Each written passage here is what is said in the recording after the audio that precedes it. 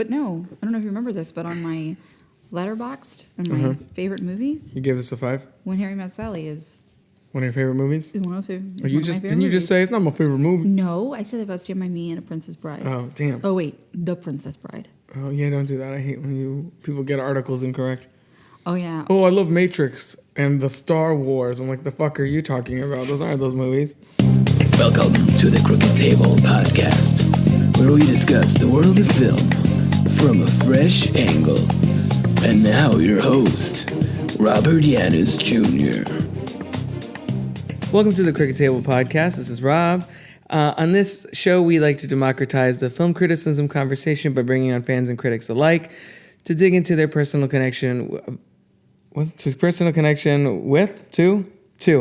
into their personal connection. This is a bad start. Dig into their personal connection to a current or classic release. Again, usually is my segue into, but not this time.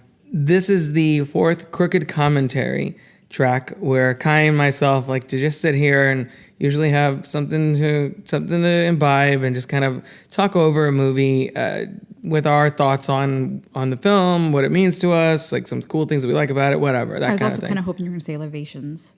Libations? Yes. No, I wasn't going to say libations. There was a great line in The Mandalorian where Werner Herzog, the director, he comes on and he plays the client. This is a giant transition / segue. But the last episode was The Rise of Skywalker, so it's related.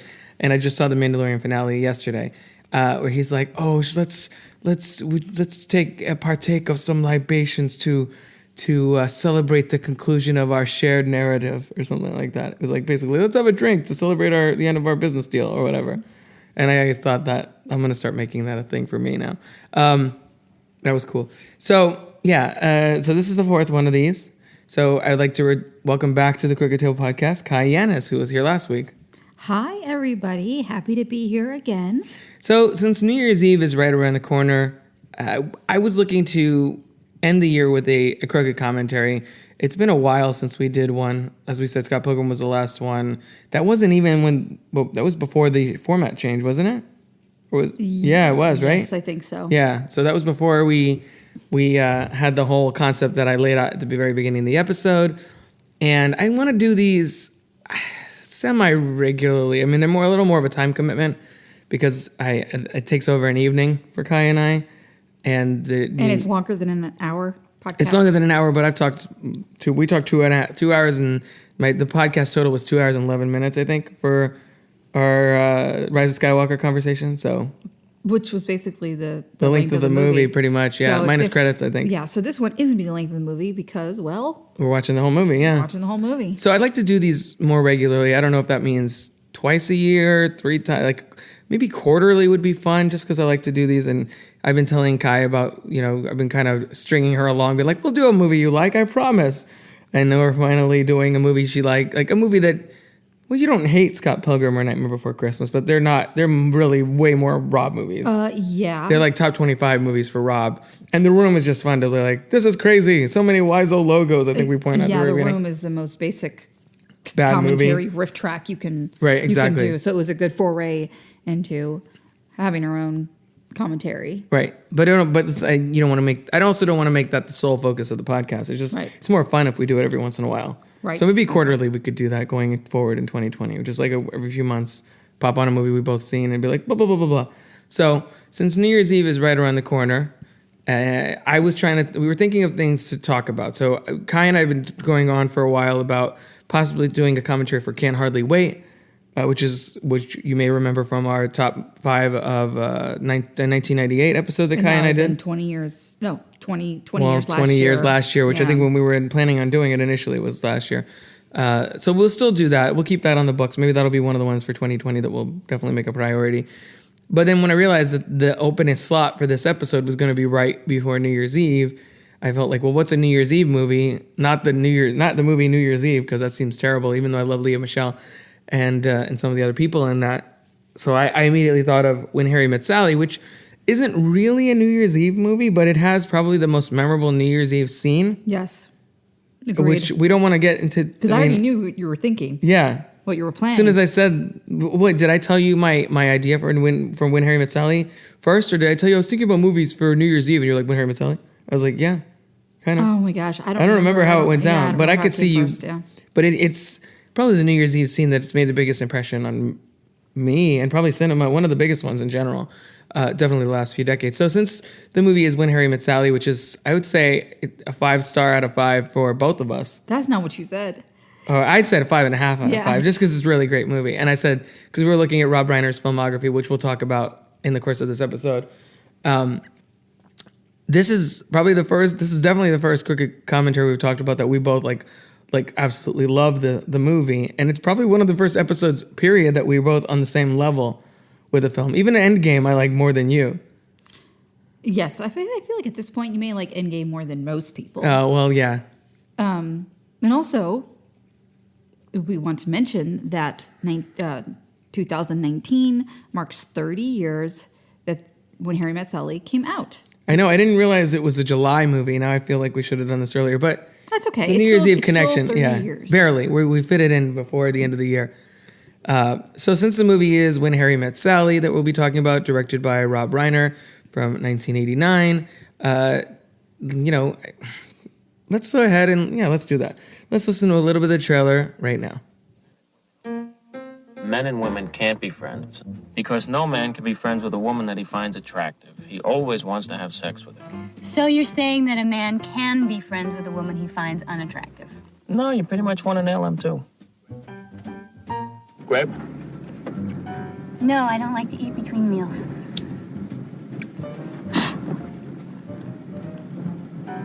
I'll roll down the window. A faceless guy rips off your clothes, and that's the sex fantasy you've been having since you were 12. Exactly the same. Well, sometimes I varied it a little. Which part? What I'm wearing. You tell her about other women. Yeah, like the other night. I made love to this woman, and it was so incredible. I took her to a place that wasn't human. She actually meowed. You made a woman meow?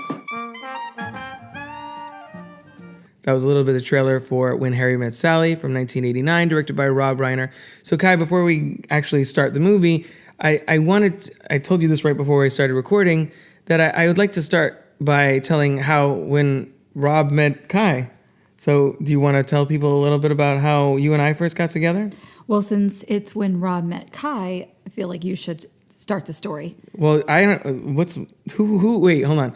Who initiated contact? Was it me? You did, yes. Usually is. Damn it. Usually is the way. Damn it. Traditional gender norms. So you and I were both on eHarmony in 2010. Yep. Right? Yeah. Was that when we first? Yeah. Like April, I think. March or April of 2010. Yeah. March, April, spring. So for those of you listening who have no idea how eHarmony works, it's what I like about it is that, one, it's paid and you're able to weed out a lot of possibly not people who aren't really taking it seriously. And they're like, yeah, I'm on here, but not really looking for a relationship, just kind of like random hookups or whatever. And if that's your thing, that's fine, but that's not the premise of the site. So It's to find your a relationship, at least Yeah. it's like, I mean, life partner. I think that's ideal, but let's start somewhere. Let's start somewhere worked for a us little so more far. grounded. Yeah. We'll see how it goes. By the end of this conversation. But yeah, so Kai and I connected. She was in Orlando at the time, and I was still here in Tampa. And they guide you through multiple choice questions first, and then open-ended, like complete, short answer questions. Well, not just with Right? email. Well, like you're talking about how go ahead. you're talking about how to start communication, Mm-hmm. but even just to get on eHarmony. Oh, yeah, I skipped a it's step. Really, they really vet you. Like they want to make sure that that you can find a worthworthwile match. They want to that keep their you're not success insane. rate. Yeah. They want to keep their success rate up too. And they don't want you to be like, I think the first time I did it, actually, I was not answering very focused. Like I was inconsistent with how I answered questions. And they said, actually the message came up and said, we don't think we'd find a suitable partner on here. Like, wait, what? So then I really thought about it and then focused myself and then I was able to get on. But yeah, so they want to just make sure you're not crazy and that you know who you're looking for. And so, yeah, so they So go through a lot of vetting first. Wait, you're not crazy? Is that what you're saying? I mean, if that's part of your charm, why you fell in love with me, well, then I just charmed eHarmony. I guess And you, whatever happened, it worked. So we started messaging back and forth there in the question form through the process, and then we started just straight up messaging each other, and then we met in person. We didn't talk on the phone before we met in person, did we? Yes, we did. Oh, we talked on the phone first? Yeah. So we talked on the phone for a while, and I think you were calling me because I was on eHarmony. I think I was also. I wasn't what? Here I go with what? Well, I was talking to multiple people simultaneously, talking nothing serious, like kind of messaging back and forth, that kind of bullshit.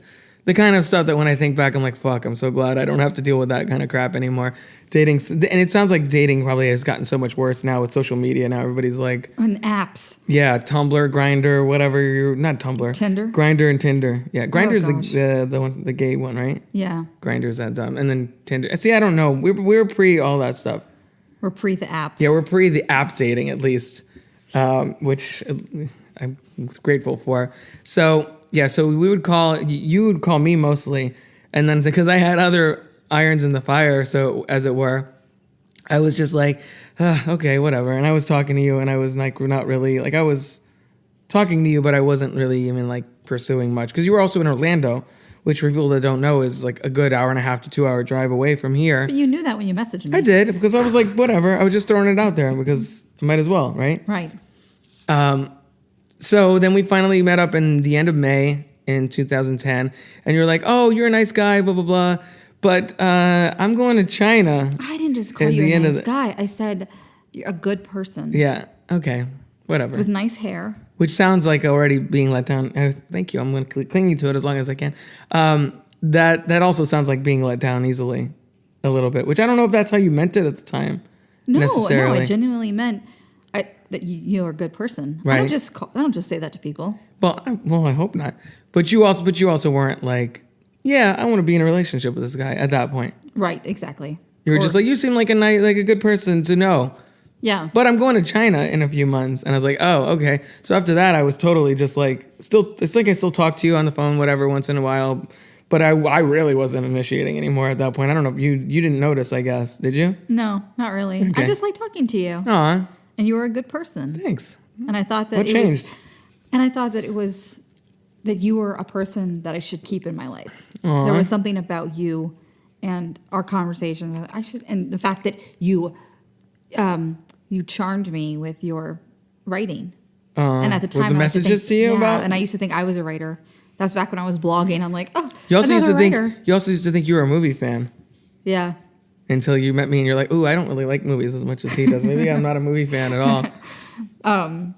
But yes, I just thought you were a good person and a good man to know and have in my life. And I didn't think, and if anything, I thought that it would just be a good friendship. Yeah. So then when you were getting ready to leave for China, you had a going away dinner, and I drove the 2 hours there for that. I don't know why I did exactly. I was just like, sure. Also invited to my birthday party, but you had another birthday party for a friend. Yeah. Which friend? Oh, one of your Jen Neal? Oh yeah. Yeah, she's a June baby too. So then I went there, and then you left, and then as I was driving back, I was like, oh man, I think I have feelings for her. Damn it. Which is weird. It never happened to me before, or obviously since. That'd be weird if it had happened since. I'm like, that's the first of like 4 times since then that I've had that feeling. No. So then you left, and you and I kept in touch, and I said to you, I messaged you that weekend, your first weekend you were gone, I think. I said, when you come back, don't be surprised if I ask you out or something, right? Yeah. Something like that, which was kind of ballsy for me. Yeah. And especially at that point, I'm still I'm still introverted, and But you've really come out of your shell a lot. But that's what I'm saying. Back then, even more so. I'm still now, and imagine a decade back. Oh my God, or so. That was almost a decade. Yeah. In a few months. That for me to do that, I don't think, and I've told you this before, but not on mic. the way I was so closed off and so, as you said, in my shell, I don't think that the relationship would have happened the way it did had you not been across the planet.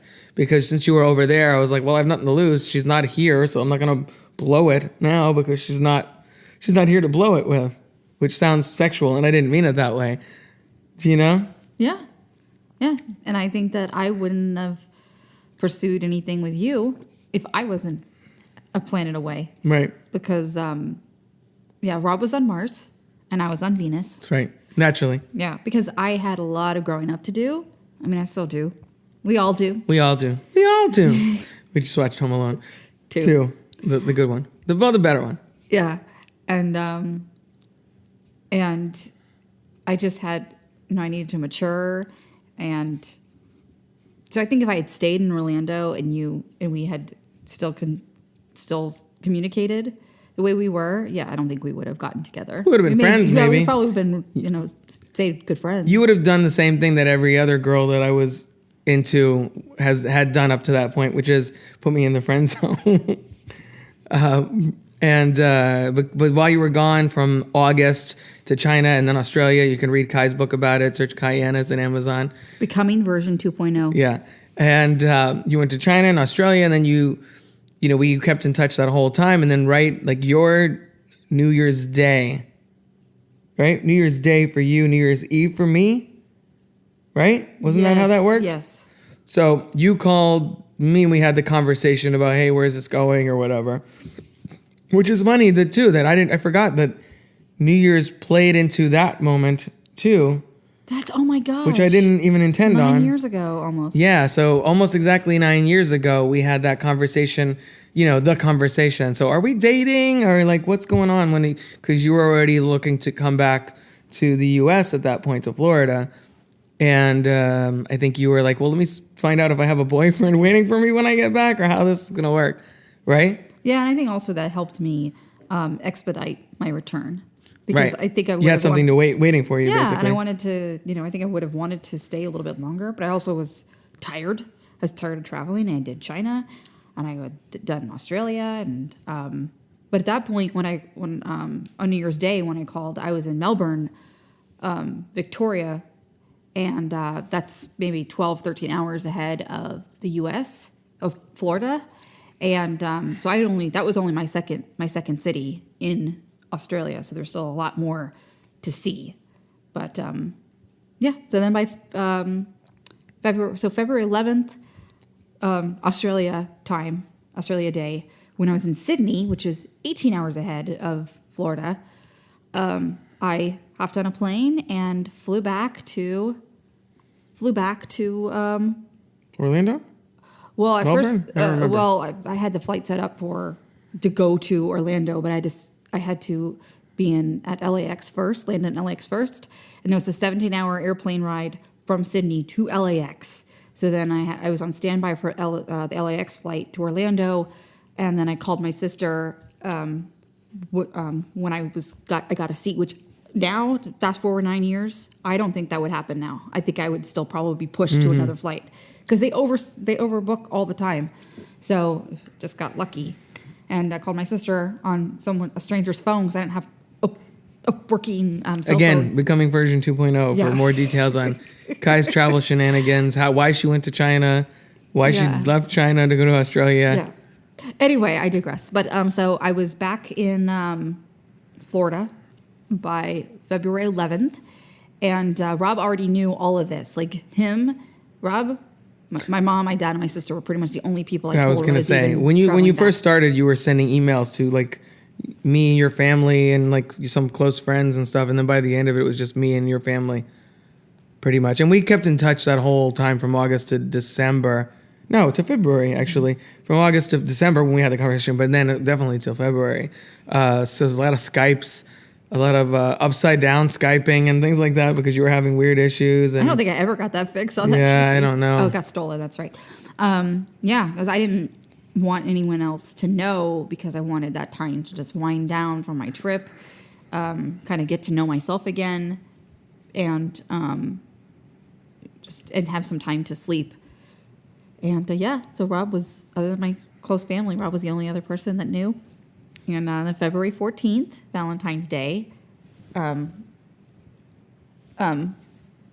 met up with me in Melbourne, where I was staying at my mom's house. Melbourne, Florida. Florida. Yeah, a lot of Melbournes. And we had our first official date. Yeah, I took off work and drove to Melbourne, to Vieira, actually. And yeah, we had our first date, and you kissed me first, which I thought was cute. Oh, yeah, because you brought me flowers and I chocolates did. and a card. I did.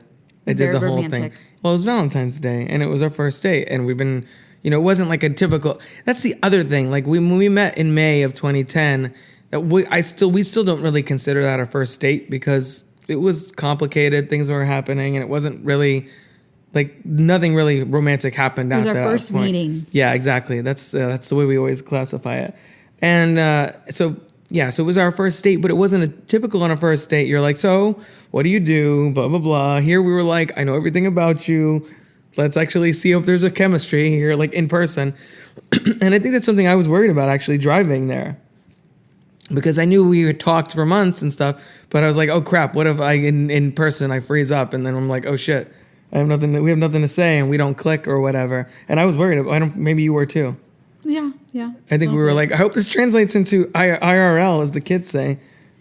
I guess it did, because we were still together, and that was almost 9 years ago in February. And we got engaged, to go back to the New Year's Eve thing. We got engaged on New Year's Eve 2012. Yep. So we were dated for almost 2 years. And then we got married in 2014, and we had our daughter in 2016, and now here we are. 3 weeks before New Year's. Yeah, exactly. But so we had the conversation right around New Year's, and we got engaged right on New Year's, which I picked on purpose because I know you love New Year's Eve as your favorite holiday. And granted, this is not a New Year's Eve movie, but isn't it kind of also a New Year's Eve movie? Yes, let's go with that. Yeah, are you doubting my argument? But it's kind of similar to like Die Hard. Like I didn't even realize Well, how it much said it- like the yeah. Christmas connotation that Die Hard has. Yeah, but that whole movie happens on like Christmas Eve or whatever. The Okay. one How scene about is in this New Year's one? Eve. Here's a perfect example. It's a Wonderful Life. That's a good point. There's one scene, or there's one part of the movie that takes place on Christmas. The third act, basically. Yeah, basically. Yeah, which I didn't realize. I had only seen that. Well, that's another crooked commentary maybe for like the holidays next year or something. But I'll just cry on mic like you did about Captain America, and nobody wants that. I do. So, anything else? Any other preamble before we start the movie about anything else about us and stuff, and then we'll talk about When Harry Met Sally while it's on. No, I just think that it's when I talked to my dad about it when we were starting to get to know each other, he said that the best relationships are those that are founded in friendship. Yeah.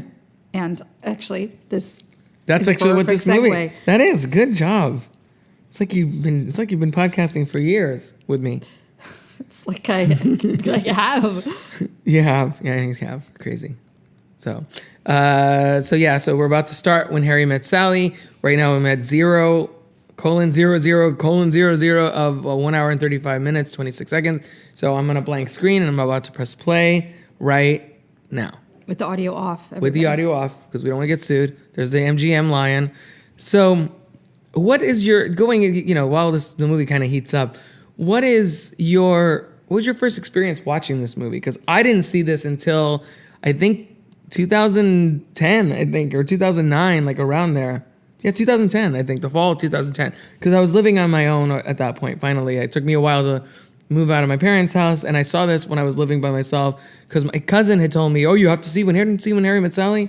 It's a great movie. You should watch it. Rob Reiner film, everybody. So I finally watched it in 2010 and loved it, like from the word jump. What was your experience watching this? When did you see it for the first time? This is the one time that my memory is... Okay, one time today... I was going to say the one time? The one time today that my memory is not doing too good, I really don't remember. I know I saw it before you did. Well, obviously, yeah. But not too much more. I don't think that many years before that. I really don't remember. But I just know, similar thing, that I loved this movie. After watching it, I'm like, oh, wow. We'll have to talk great. exactly about why we think that is. And there's right now Harry Connick Jr.'s name is on there. I'm a huge Michael Bublé fan, as anyone who knows me IRL again knows. So this really launched his career. It made him like the new like crooner, I guess, in the late 80s, early 90s. Yeah, it's funny how I feel like there's only one of those guys at a time right now. I guess it's still Bublé. Has there been anybody that's pushed him out yet? Not Charlie Puth. No, he's more like Paizo. He's like pop R&B singer. I'm saying like the guy who like sings "Come Fly With Me." I didn't know Barry Sonnenfeld was the director of photography. That's cool. Is he the Men in Black guy? Yeah, Men in Black, Addams Family, Get Shorty. That's random. It's always funny because as I mentioned earlier, Written by Nora Ephron. Written by Nora Ephron. Took her 5 years R.I.P. and multiple drafts R.I.P. to finish this movie screenplay. It's always funny. As I mentioned, we just watched Home Alone. That Raja Gosnell, who did the Home Alone 3, he also did like some work on Home Alone, the first couple. So I think the interview thing is a huge reason why this movie really works, because so many romantic comedies, you're just like, these young people in love, and aren't young people in love ridiculous, and blah, blah, blah. But this movie has the perspective of, well, what does that look like when you're 80 and you're still in love and you're telling the story about how you got together, which is funny that we just started the podcast with our story a little bit. Yeah, and these are married couples. Are these real married couples? These are real married couples, according to the trivia. Yes. University of Chicago, This is the second movie in 24 hours that's set in Chicago. Yeah, again, it's funny. Here's Billy Crystal and his like college girlfriend. And I just said, aren't young people in love ridiculous? And this kind of starts out with, I love you, I love you. Like their college love is going to last, which sometimes it does, but most of the time not so much, especially in movies. And it's always rare when I'm always impressed when I meet people that are still with their high school sweetheart. You mean like your sister? Yes. Yeah. But I barely know her, so. Doesn't your aunt Kim, who's been on this podcast, haven't they been together since forever too? Yes. Like around there? Was it high school or college? It was one of those though, but still college is impressive enough. My aunt and my uncle in Chicago, well, they I think were together in college too. Right. Oh, she's got great hair. Yeah, that's true. She looks like she was in a horror movie. When Harry Met Sally or the other girl? The other girl. Why does she look so familiar? Or Sally, I meant, yeah. I don't know. We'll look it up. And the thing is, there's not that many people in this cast. No, it's pretty. I think that's the other thing. I like that though. I feel like most of the movies I enjoy, what other genre they are, I feel like they do have very focused casts. And the thing is, she can pull off college age, but I don't really feel like he can. Yeah, he looks like he's like 40, pretending to be like 20 years old or whatever. And they weren't even that old. No, they're like 30 something here. They're like 32. Yeah, around. Did you look it up? No. They probably are around that. I'm using the quote that she says. Oh, later, and she says that, yeah. Which I still quote. Yeah, and it's there. We'll get there, guys. Yeah, exactly. We'll get there. 18-hour trip. Is that her box with a teddy bear in it? I feel like that's the gender stereotype. Where are they driving to? That's 18 hours? They're driving from the University of Chicago to somewhere else. That's 18 hours away. But not New York. No, I don't think is that 18-hour drive? And I like Greta.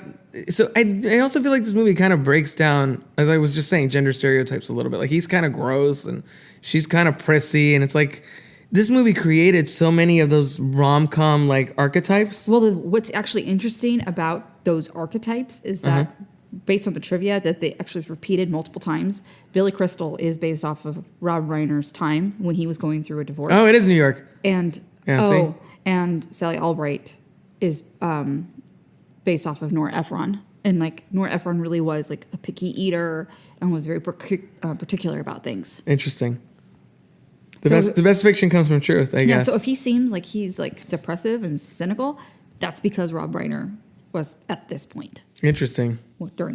Well before filming, because they had to have a script and stuff. But like even the snappy dialogue, we don't like each other. I mean, granted that had been around before that, but it really, this is the template for pretty much every other romantic comedy that came after this, whether it was Nora Ephron movies or Nancy Meyers movies or every other person that wants to be Nora Ephron's or Nancy Meyers, basically.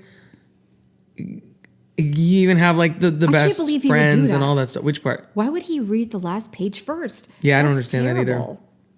And also, I never understood, and I don't think they ever say this. Why are the two of them going to New York together? Why did he leave his girlfriend? I forget. Because he's not going. They're not going back. Yeah, I forget exactly. I don't think that the circumstances, and that's the other thing. I don't think the circumstances of their encounters are really as important as much as their interactions. And I think that's why you and I have seen this movie several times and love it, but don't remember the details of why they're driving from one place to another, because it's not important really why they're driving there. No. It's the conversation and the connection or lack thereof that they have here, where here they basically can't stand each other. And I think that she reminds me of myself. Like, I mean, I wouldn't say see someone is wrong, at least not as many times as she has, but I do challenge people and I do speak up, and I'm not, I wear my disgust on my sleeve. So she reminds me of myself, where she's just outspoken and doesn't give a fuck. But she's still sweet. Yeah, she is. But she's also naive. Because he's asking, tell me the story of your life. She's like, the story of my life? Nothing's happened to me yet. Like Hairspray. That's so very 80s. Yeah, she's got that like really cool 80s like feathered hairstyle going on Fawcett. here. Yeah, exactly, the Farrah Was that Fawcett the Farrah situation. Fawcett during the time? Yeah, well, that was a little bit 1977? earlier, but still. Yeah, I think so. 77. That was like Charlie's Angels was around there, wasn't it? Gosh, Obviously, he's haven't so, had great sex. he's so he's abrasive. kind of an asshole. Well, they think they both have a lot of. To your point earlier about our story. And the thing is, I mean, if it was me, I'd say, wow, that's none of your business. But she's dead to defend herself because I was gonna say she's naive a lot in this movie, but also they both, and you see her already in this scene. Granted, they're like supposed to be like 20 years old. From later on in the movie. I don't think so. Are you sure? I'm not sure, but I don't think Well, so. there's not a. It's probably the same set that they redressed for a different scene. Well, later on in the movie, that's at Katz's diner. Oh, okay. In New York. They both have a lot of growing up to, is my point. Right. Like we did. Like most people then she names in their the guy? 20s. Oh God, he's so. Oh, Sheldon. He's so Give it to me, judgmental. Sheldon. Why do you? As someone Geez, who Sally, who cares? As someone who grew, if you need a root canal, Sheldon's your man. As someone who grew up with Billy Crystal as like kind of the de facto Oscar host, I hadn't seen a lot of his best movies like this one at that point. But this is really him at the top of his game, I think. Yeah, he was nominated for a Golden Globe. He was. Yeah, I so could was see she. that. That's pretty awesome.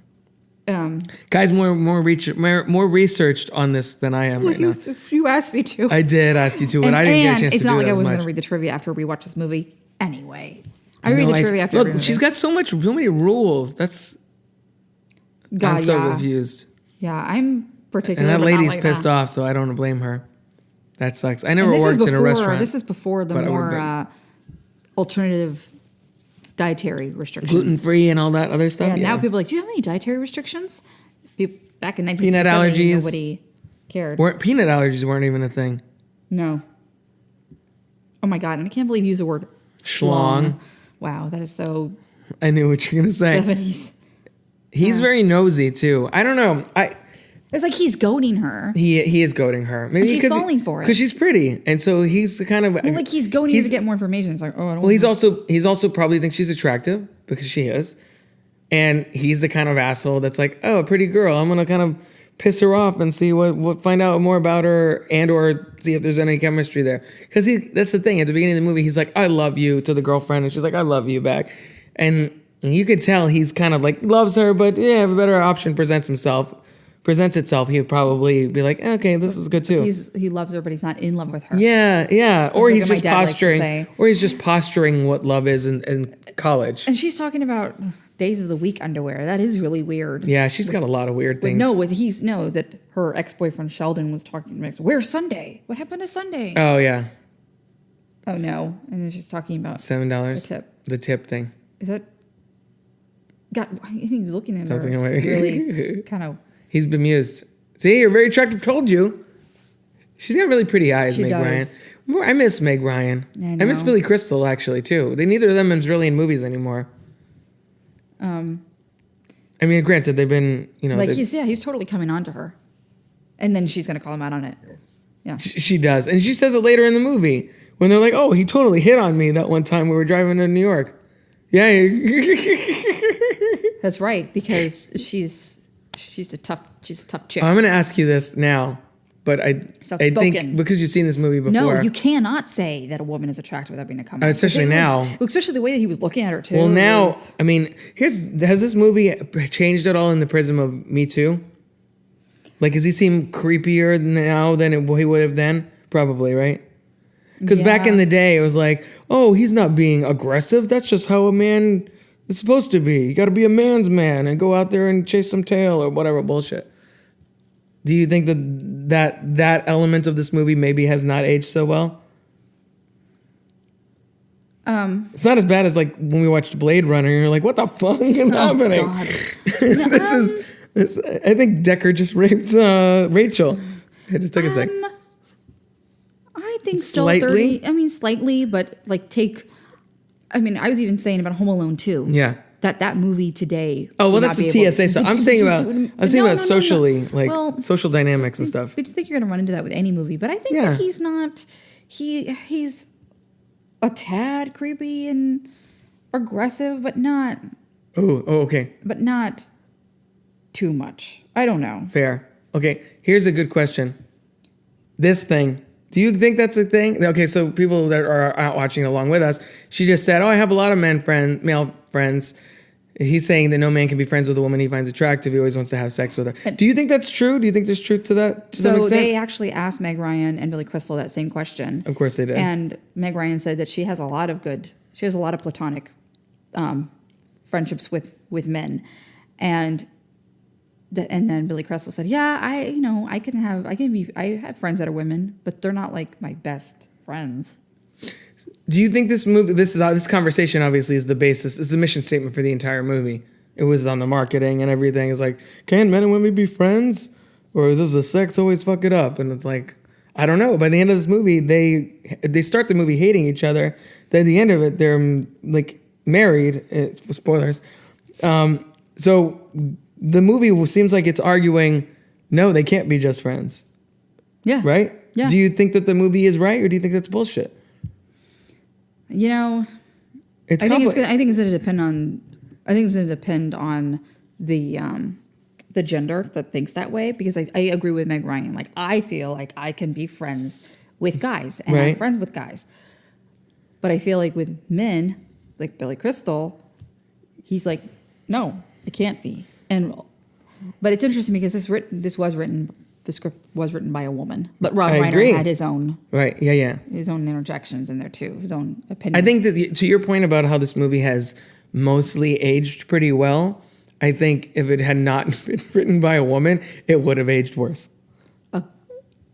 I think even now, Didn't she do What Women Want? Yes.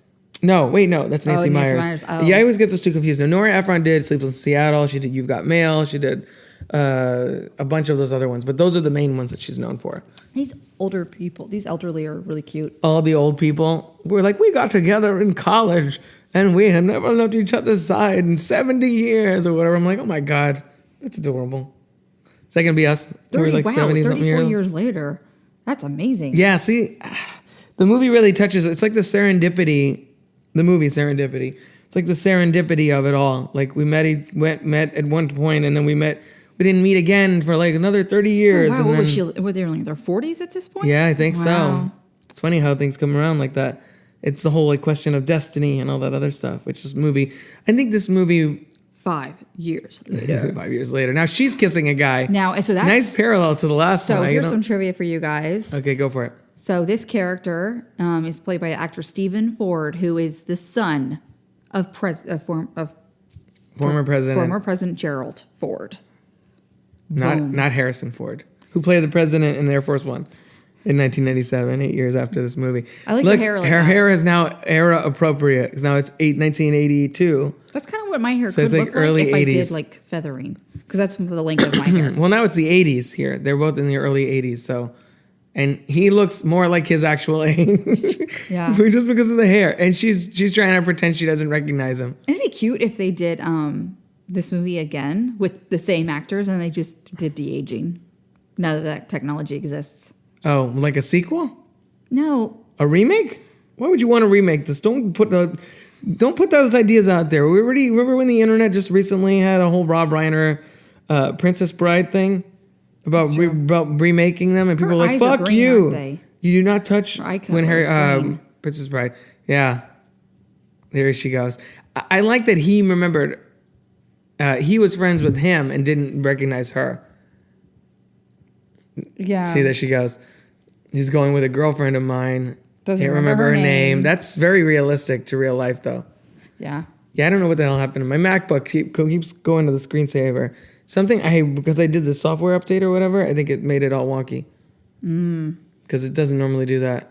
He does look like Gerald Ford. Yeah, I can see that. Not. And this is the part she remembers. Looks like everyone else. Could never really be friends. And he's lying. What's he gonna say? I mean, I think there's. And he's like, no. I think there's some truth. Okay. I think there's some truth to that. Oh, and I'll get one if it's important to you. Oh, Joe. I think, You can tell that she's very neurotic. He's kind of lame though. He's like, oh, I don't like this guy. They wrote her neuroses Because very well. like you said, it was Nora Ephron being like, all right, I'm gonna put myself out there, and it worked because this movie made her whole career. Yeah. I don't think she'd even directed anything until this movie, and then she became R.I.P. Nora Ephron. But up to her death, she was one of the main like rom-com people, Who's like she? female Is she directors. thinking about Joe? Yeah, I think so. I think he's boring. He's almost as boring as Sheldon. And there he Oh is. no! Look at that. Billy Crystal. He's right behind. Creeping her. on her. Yeah, Yeah. Then this is when He it is gets very kinda- creepy. Who's that guy? He looks familiar. He does look a little familiar. Oh no! Here she goes. Like, Oh, literally- this is what he remembers. The picky eater. Yeah. A little piece of lime on the side. She's like, shit. I do think I think there's some Ew, he's doing it again. creeping on her. Yeah, like hitting on her. Did you ever? Yeah, Oh, gosh, I know. He needs to cool it's it. like gross. Like now, I feel like this time he's gross. And he's creepy. Well, he's being more forthright now. I think He's there's like, I'm not a college graduate anymore. Now I'm a. I think I'm a there's New some Yorker. truth to the whole men and women's friend thing, though. I think men by nature, biologically, Wow, he was pretty close. I think men biologically just are, it's the whole hunter-gatherer thing. I think men by nature are like, well, I should go out there and try and find other women and whatever. And I think that instinct is kind of, from some people, I think it rules their decision Nice making. scumbag. Come on. For some people, I think it rules their decision making more than others. But I think there is some truth to that. I also don't. I mean, I have women friends. I mean, before you and I got together, I had mostly female friends that were entirely platonic. So I mean, obviously I think it's possible, but it's also like I don't. Yeah, I don't. There's an element of that to that. Also, I say this with Yeah, you're fine. utmost respect. You also have more feminine energy. I And do. have more masculine. I'm aware energy. of that. Yep. So Yeah, I'm aware of that. But I also am a man. Last time I checked, so That's true. The point stands. I just think that's an interesting conversation that this movie throws out there, and I don't think another film had ever really kind of questioned that dynamic before, like this one does, in as overt a way. I think she already was kind of curious about him because the Wait, which insults that she says to him and like that aggression that she seems He's like engaged she and she's seems not. to have. Is she engaged too? She called him the angel of death. No, I think it's her boyfriend. Yeah. I don't think they ever got engaged because that's kind of that's gonna lead up to what's about to happen. Right. He's engaged though. And then she's judgmental, where she's like, "What? Why are you engaged? I don't understand. How could we want to be with you?" Yeah, I just She's like, "Wait, you would be engaged?" And So I think she's thinking to oh, herself, "How come you're engaged and I'm not?" Is what she's thinking. You think The so? whole life. Yeah.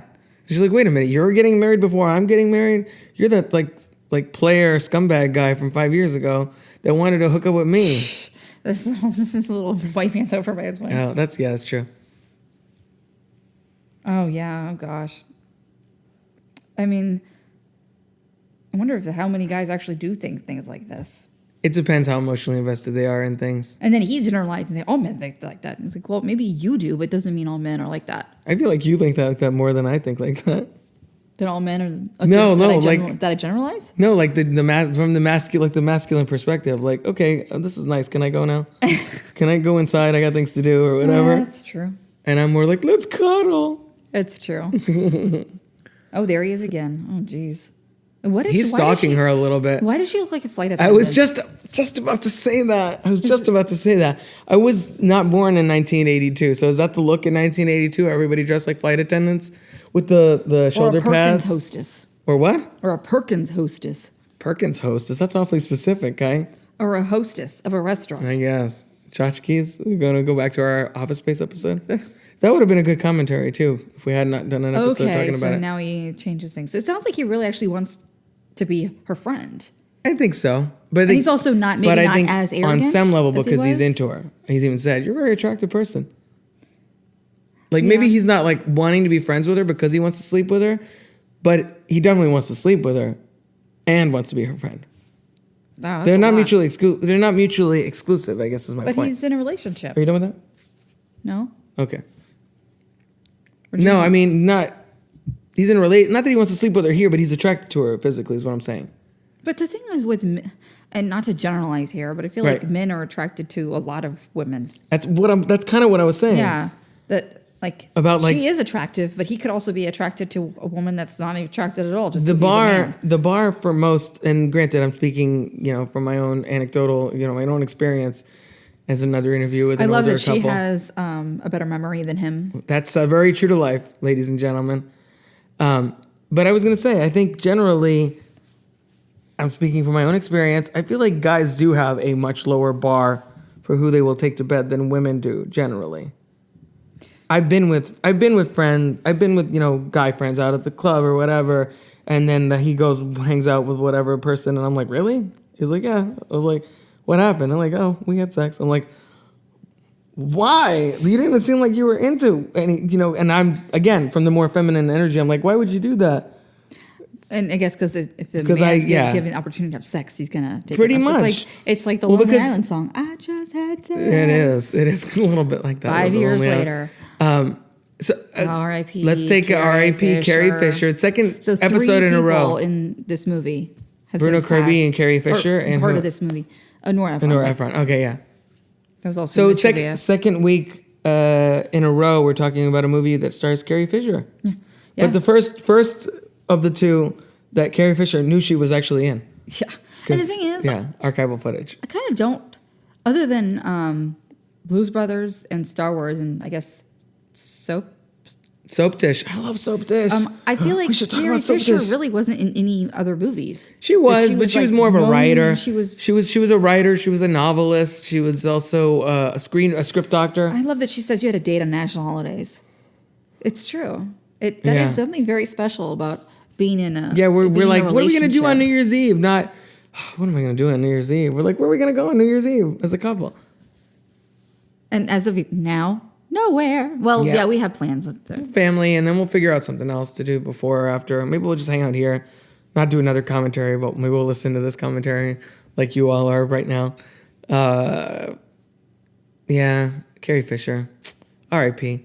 So it's always weird to see her in between Leia's because she's, like you said, she hasn't done that many movies.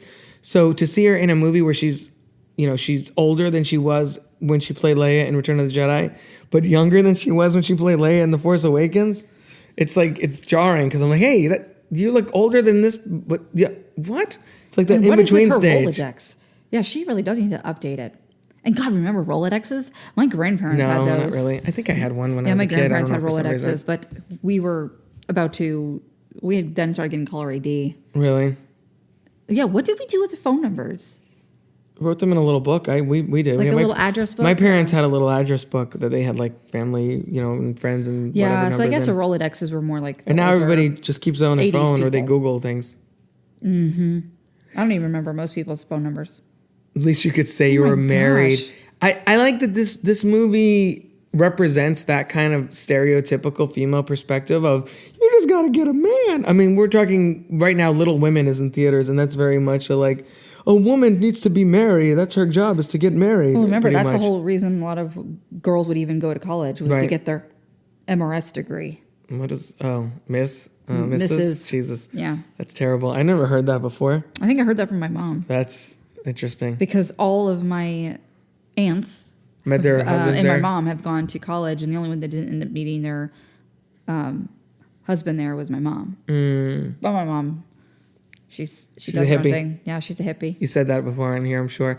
And R.I.P. Bruno Kirby, who later was in, just a couple years later, was in City Slickers with Billy Crystal. They must have. Well, Billy Crystal was actually already friends with Rob Reiner. The conversations that happen in this movie were kind of Princess Bride was between before Rob this. Reiner. Between Rob Reiner and Billy Crystal. Well, Billy Crystal's in Princess Bride, which Yeah. is the movie he did before this. So yeah. So what you've said about the scene before? This scene? Yeah. I don't remember. You have to tell me. So we were watching this movie with friends of ours a few years back. Is that in writing group? Yes, and this one scene at the football stadium where I was like, he says, "Oh my gosh, this dialogue is just so tight." Oh, it's amazing. It's just such a tight script. Nora Ephron was really good at that. I love You Got Mail and stuff, but this is clearly her crowning achievement. And the thing is, this speaking of screenplays, this movie was nominated for an Oscar and a Golden Globe for Best Screenplay, and then Best Screenplay for movie or show and aired on movie. That's what they used to call it. For which one? It's For which award show was this? Oscars. That was Oscars? Yeah, but the thing is, it Written directly for the screen, you said? yes. Yeah. And then it actually ended up winning BAFTAs for Best Screenplay and Best Film. The British know writing better Yeah. than we do. I'm not surprised. Yeah. So, and maybe, who knows, maybe it was the scene they showed. Oh, no, maybe not. They probably would have had a lot more but the options. dialogue is like that in general. I just think it really kind of hones in here. Yeah, you saying Mr. Zero knew before you did? God. Because it's like the back and forth. It's like, I haven't told you the worst part. What could be worse than this? Blah, blah, blah. They're like, it's like, like I like to say with you, like you and I would, like when I tease you, I'd like to you to go back and forth. It's like that like verbal sparring that now my daughter is getting really good at. Fight me. Yeah. It captures that on screen. Like when you have that really like tight chemistry with someone and you're just like, do. Like you say something, they say something, you say something, they say something, you know? And it just has this flow to it that seems and he's right. That's effortless true. and real. The symptom is fucking my wife. And I'm so impressed that they can hear as well as they can at a football game. Yeah. Bookstores. American Express. People still use those? Okay, I have a American Express card. No offense.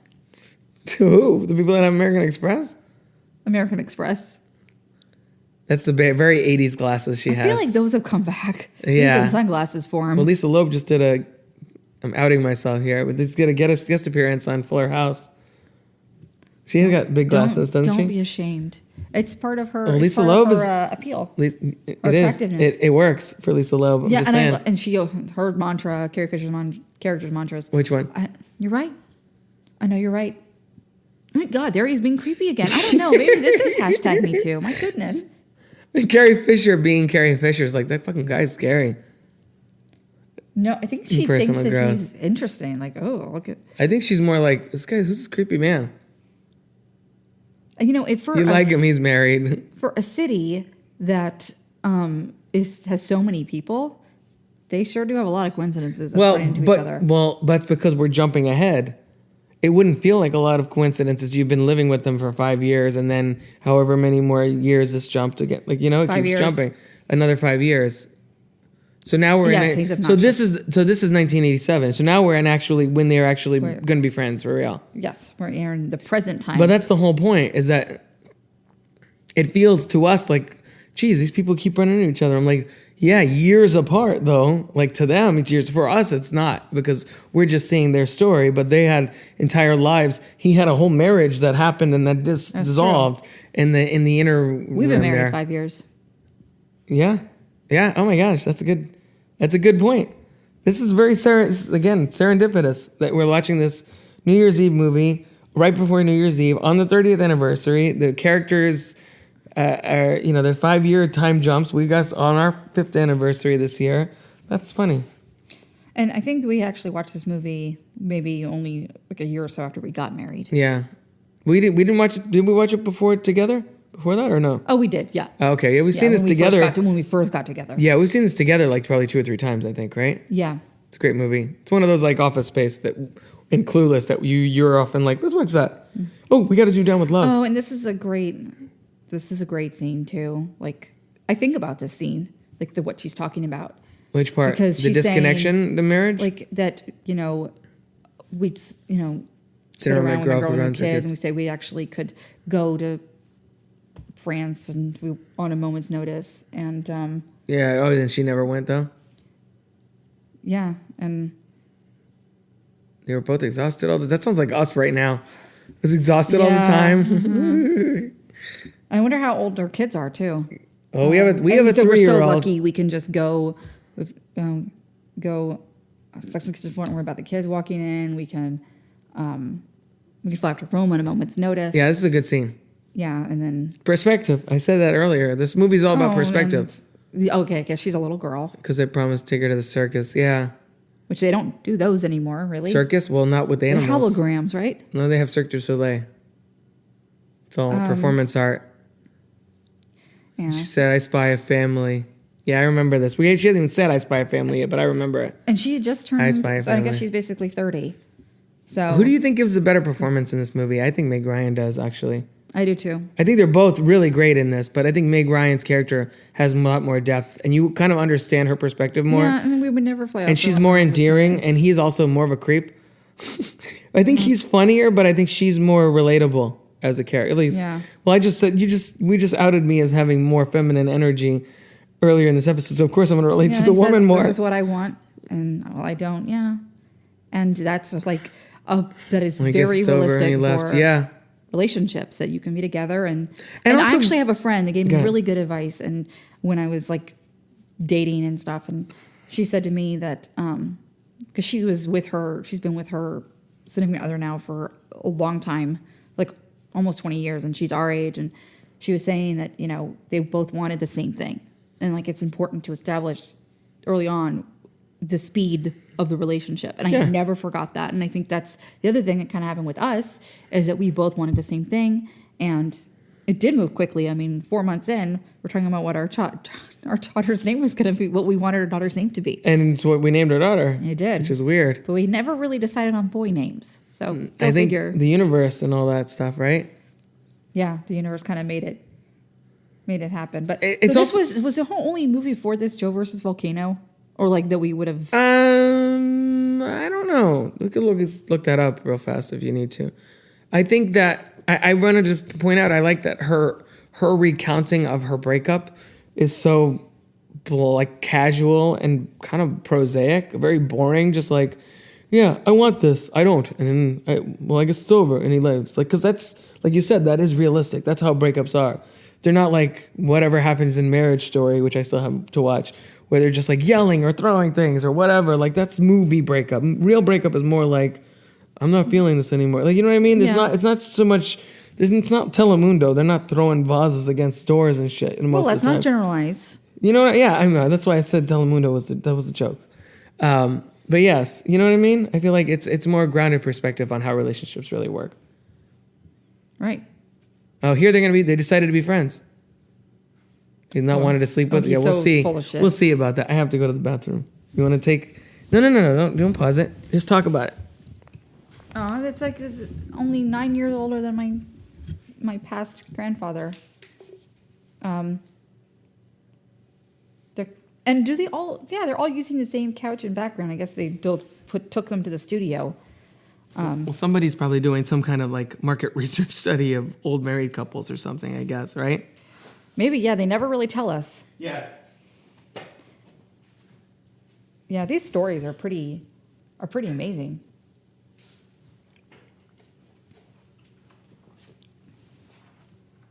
In Chicago. So I wonder if this market research study is taking place in Chicago or in New York. And they just happened to come over from Chicago. Up in the duck, that bird. I haven't seen one of those in a long time. Okay, I haven't really ever seen one before. In Casablanca, I haven't actually ever seen Casablanca. So when we talk about the romantic movies of all time, I've never seen it. It's also hard to find it. I don't even know where I would go for that. I guess the library, but they don't have it on Amazon Prime. It's obviously not on Netflix. So, and it's a lot harder to find these movies, older movies nowadays. It just so happens that Rob had already owned When Harry Met Sally. So that was easy to get. And I like the conversations that they have. Like, these are really the conversations that you would have with your friends. And like, she has her friend Marie, but it kind of seems like in a way maybe they're not talking as much, and she's spending more of her time now talking with him. So it's like, so they get to be not in relationships together and be sad and cynical together, and I think this is really when the love affair between the two of them begins, is when they really start to get to know each other as friends, as seeing the worst of themselves, the best of themselves. Oh, and these scene by scene, these are really cool. Ingrid Bergman, which is a callback to earlier in the movie when she was talking about Ingrid Bergman. I forgot what she said about that, about Ingrid Bergman. Dude, hand it to me. Did I miss anything? What were you talking about? Oh, we're just talking about like them becoming friends is really when they started their love affair. 10 years after they first met and they hate each other. And yeah, because they're getting to see the worst of each other. Right. The split screen. Well, because they are experiencing heartbreak at the same time, and then relating over that. I heard you mention Chicago. What were you talking about, Chicago? An elderly couple met again in the Chicago hospital, and I was like, oh, okay, so they're back in Chicago. I wonder, but this really takes place in New York. And I also like that they pretty much filmed on location as much as they could. This movie? There's some scenes that they filmed in a set, but for the most part they filmed it in New York. I mean, take the scene coming up later, Katz's Deli, that's in New York. Walking around the streets, that's New York. We still haven't been to Chicago. I've still never been to Chicago. And I've only been once. We still need to go. We need to go still. And I happen to have family up there, so yeah, but we don't want to go in winter time. Yeah, well, yeah. Went to Toronto and like not even really winter time, and you were still like, it's cold. I'm like, not really. And then there's people around there where we were hearing them talk about, oh, thank God it's warmed up, and we're like, we're from Florida. This is cold. And see, okay, so the other interesting contrast between she sleeps with the light on. Breakup. No, well, she doesn't. Is that look at like how melancholy and morose he is with what's going on with his heartbreak. That's how guys are. Yeah. And she's like, la la la, it's okay. Yeah, and that's the thing is like women, and I think we even talked about this after this movie the first time we saw it together, is that women do typically bounce back a lot faster. We're speaking in generalizations, obviously. Your mileage may vary. It is. But still, yeah. But is it also because women birth children and have to recover? Well, it's also like I think we've talked about this in general, either on the podcast or off. Resuming? But I think in general, I think you'll find a lot of times men, especially white men in general, I feel like are this is beautiful. By the way. That's the cover of the DVD also. Are very sensitive, and I think that's because they have never really been challenged in a lot of ways. Like women, black people, LGBT people, any kind of minority, Asian, whatever. I think they are constantly met with adversity. But white guys, especially straight white guys, are just like the world is kind of already catered to them. So then when they run into any kind of challenges, they're like, wait, what the hell? Why isn't this working out for me? You're not. No, I'm listening. I'm also watching. She's just very Annie Hall-like too, which is probably reminiscent. Yeah, no. That could be the case too. Or maybe it's just also... So women have to compensate for the discrimination that they might be met with. Men are not really... It's less like this nowadays. But men have been told to like not feel... Well, it's the whole macho bullshit too. So and this was so they're repressing it. The pecan pie, and Meg Ryan was trying not to laugh. Proud to partake of your and pecan pie. She was looking at Rob Reiner during that scene and be like, "What am I?" And he's like, "Go, do it." To partake of your pecan pie. This feels like a Billy Crystal improv. Yeah, it does. Yeah, I think of that whenever I hear pecan pie. I think of this. Whenever I see pecan pie, I think of pecan pie. Yeah. Would you like to go to the movie? He's asking her out pecan pie as a friend. That's sweet. Yeah, this is. Oh, and then she's like, I have a date. I love to, Harry, but I can't. Yeah. Yeah. And actually, this reminds me of what we talked about. Which Christmas part? time in Australia. What she's about to say. Spending so much time together. Okay, wait. So one thing that I'll try to make it fast so we can all keep enjoying the movie. But on Christmas, I had pretty. Christmas time in Australia. I was talking to a guy like very briefly, and we had and we kissed, and I called Rob and I told him about it, and I said I didn't really want to tell you because I kind of feel like we're becoming more than friends. Oh, yeah. Yeah, I remember that, obviously. I'm like, because we're friends, but I kind of feel like we're not friends. And that was like a big deal to you because you told your mom, like, what does this mean? God, I love how big their apartments are in New York. Look at that carpet. Yeah, I don't even know if huge you carpet. could find carpet that big now. Even our carpet's Area not that big. carpet. No, this is, well, I mean, I'm sure you can find carpet like that. It's not that much bigger than this one. You know, her fashion is not that bad. He's got like a for Chris making Evans a- Knives Out sweater going on here a little. Not as nice, but still a little bit. Reminded me of that. They probably wear a lot of those up in colder states of more like turtlenecks. Yeah, her 80s fashion in here should come back. Mm-hmm. Can we make I don't remember the character's last name. Can we make the Sally Albright? look? Yeah, it's a good You do job. the Sally, you're going to also talk about Nightmare Before Christmas, so watch out. Yeah, no. Well, that's a different kind of Sally. So wait a minute. Mm. Did she talk about her date? I Oh God! And think he's they like, kinda they're both skipped Big it. Ten schools. You're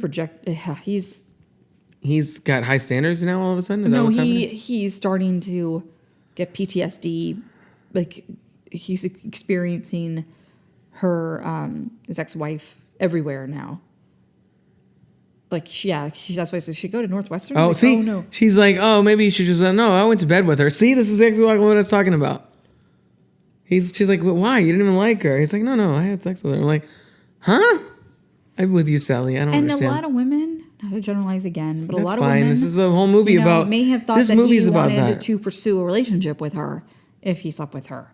Because a Yeah, lot it of women don't depends. know how to Yes, speak up. it And depends. there's other women that are like, hell no, I just want to have If sex. you're empowered, well, a lot of women are just like programmed by society and their families or whatever to be like, find a husband, settle down. Yeah, and you but some gotta- women don't want to do that. And if they want to like just have these, short-term relationships with people or just, make it physical and that's it, then that's their thing. But it's also, who's to it's say, like you're saying, yeah. But it's also to assume that he communicated that to her. Being Exactly. like, I'm not interested in you, I just want to sleep with you. Right. Because the thing Exactly. is, if you're no, gonna and he probably wouldn't have because that might have Ruin ruined his his chances.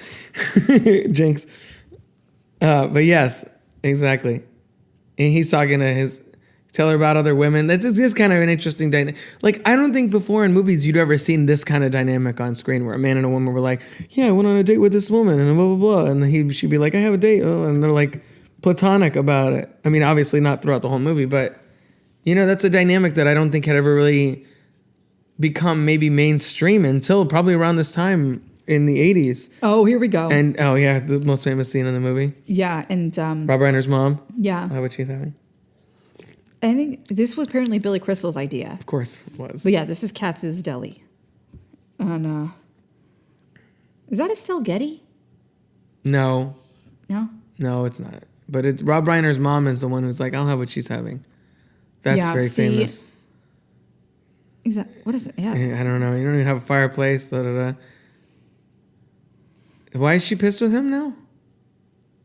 Yeah. Oh, because he's just having sex with women and they're not. Yeah. Is it the sex thing? Yeah, I think so. Oh, But yeah, it's the also, I door. think she might be starting I to think be they like, have an okay time. Oh, God. God, Oh. here you go. oh boy. She does this really good. And this actually they touched on this on Seinfeld too. I think Yeah. around the same time. Fake. 'Cause that show No, was that was a 1989, few. That was wasn't 90, I think. It started. Well- so that was like a couple seasons in, I think. Yeah, right? but they a Seinfeld couple years totally did later. this. Well, they totally stole it from this then. Oh, Haven't faked it with me. Male my God. hubris. God, it's great. She's Like, on no shit.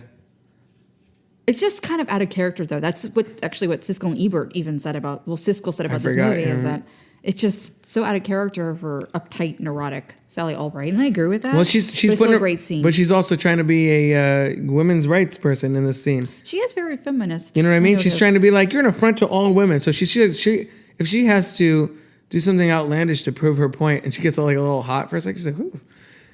And I've seen this movie a million times, and I know that she's faking, but it's still kind of hot that she's faking it. Is that weird? No, because that's what they do in porn. Yeah, exactly. They probably all not that I know, but I'm just saying. Oh yeah. Don't generalize. Not all men watch that. I do, but not all men watch that. Oh, and he has to tell her. He's got to tell her to like. I think we get the point. Yeah, God, that's so fun. She wears. They have great like. It's great understated makeup in this movie. Like you could tell she's wearing a little bit of eyeshadow, but it's like subtle. Oh God, I couldn't. Does it make me think of that scene in The Matrix Reloaded too, where he sends the Merovingian sends that girl the piece of cake that's in another hint to that episode coming up in January. The piece of cake that's coated to basically give her an orgasm. You remember that? Oh yeah. It's a weird fucking scene in that otherwise interesting movie. Yes. I wouldn't. I would not have the balls to do that. No. No. See, that person you thought was Estelle Getty, I think, is Rob Reiner's mom. No. And she's like, no. Goes right back to eating her Rob Reiner's whatever mom she's eating. Is the one that's Estelle getting or See? what she's having. No, a woman sitting with her. Oh, across the way. God, this is a Christmas movie. Sleigh bells ring, are you listening? Well, this is not the New Year's Eve where they're gonna. Is it already? No. There's another time jump, right? Years to go. Yeah, there's a little bit more of a time jump or something. Yeah, I think they're friends for maybe. And then it ends. They even say it at the end. Of the it ends in 1989, where the movie was set, like when the movie came out, right? Yeah. Here to stay is a new bird. Is that Lincoln? That's supposed to be Lincoln. Christmas Lincoln. God, I really wonder if New York even gets this much snow anymore. I don't think so. And especially not Christmas morning. Christmas. Wait, no, global warming is a myth, right? That's what I heard on the news. Yeah. But yeah, the skating rink, the snow on Christmas. And I think your mom even talked about this for the White Christmas podcast. It doesn't really get snow Christmas anymore. No, not as much. It's cold. That's a good episode, by the way. If people listening to this want to hear White Christmas or hear me and Lori London talk about Christmas in Connecticut, which I need to have Lori London back soon too. Yeah.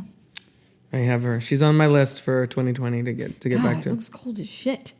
Well, it's also, is it really cold this day, or did they shoot this in like October and have to wind machines and stuff? I could write a book. Great song.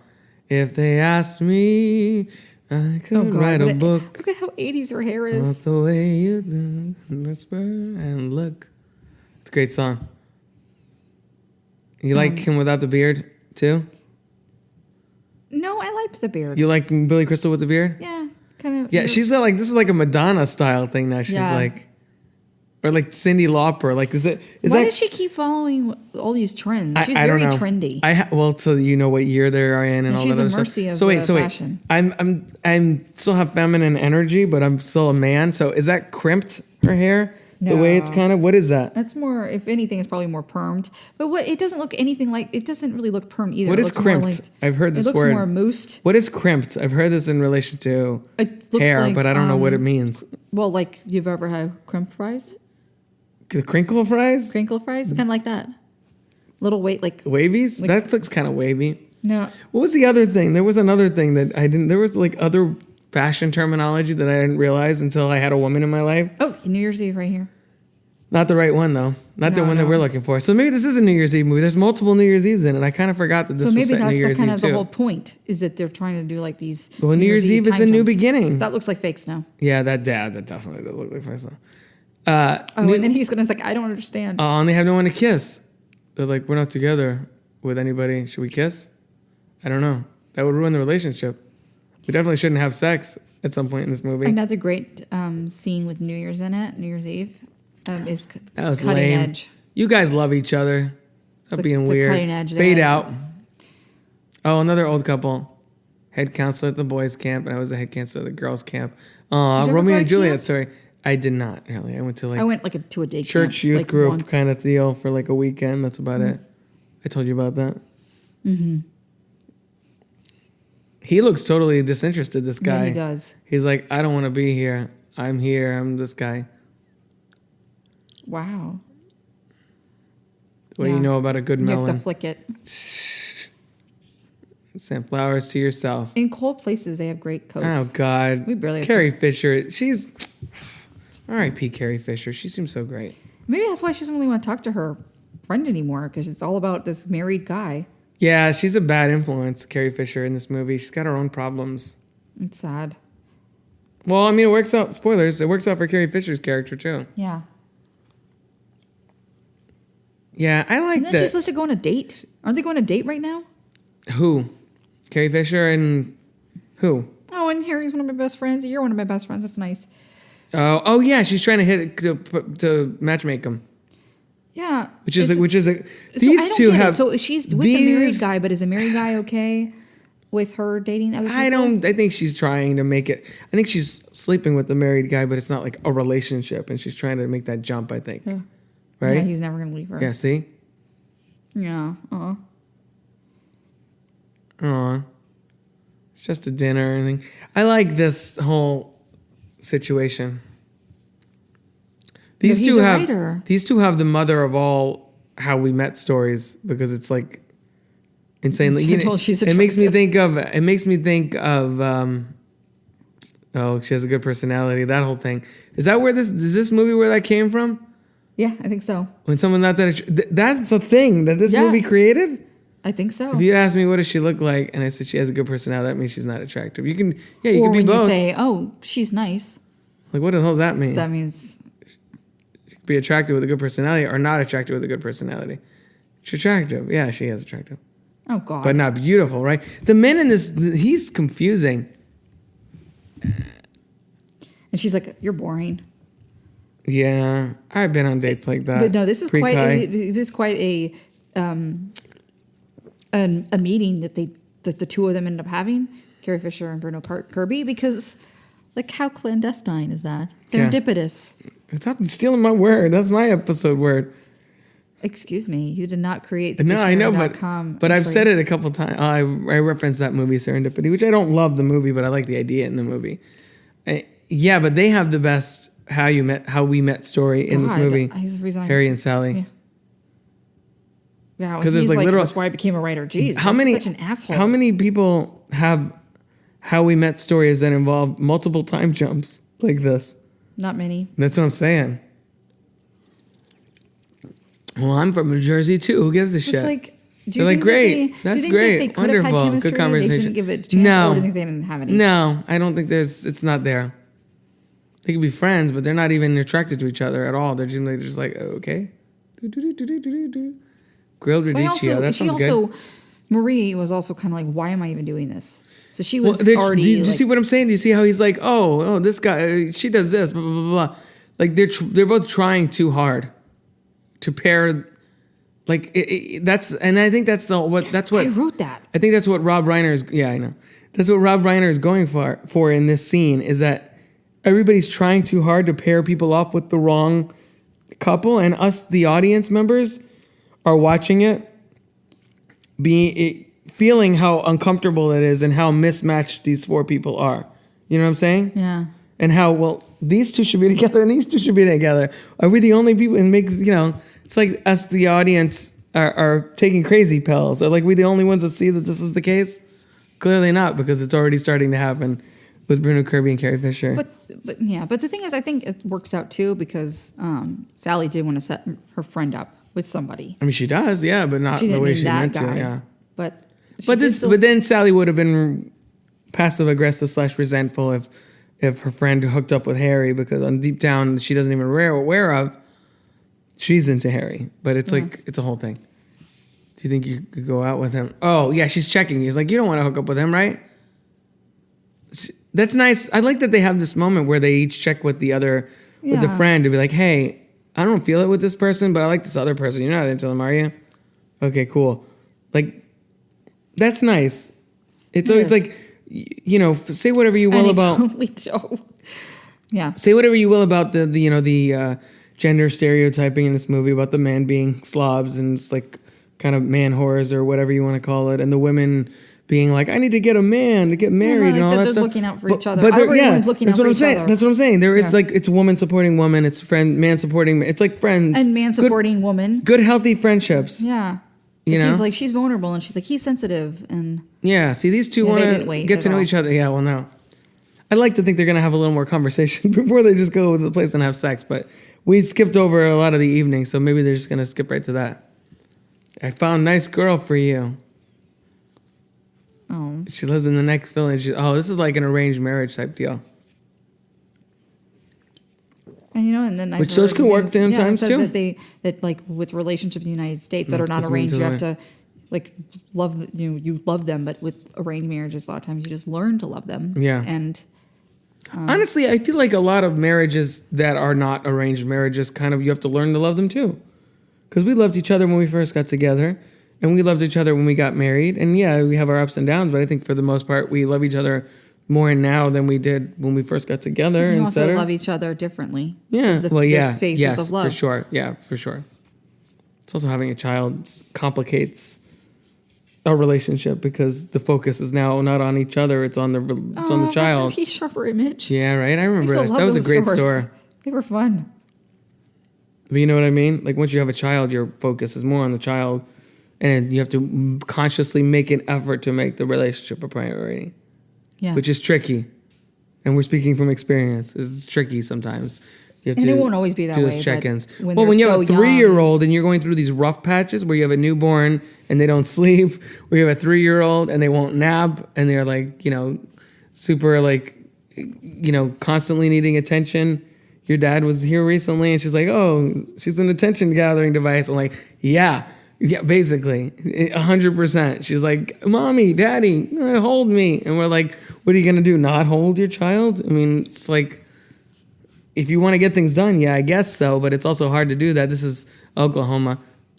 I don't which know anything about that. Freddie story. did Oklahoma on for like his high school musical one time. My and he family's was from in Oklahoma. it. That's true. Am I missing out on something? No, it's I don't know. I don't know the whole story. I think they just did selections from it or whatever. I don't remember. They did an abbreviated version of the Yeah, this is so full awkward show. for him.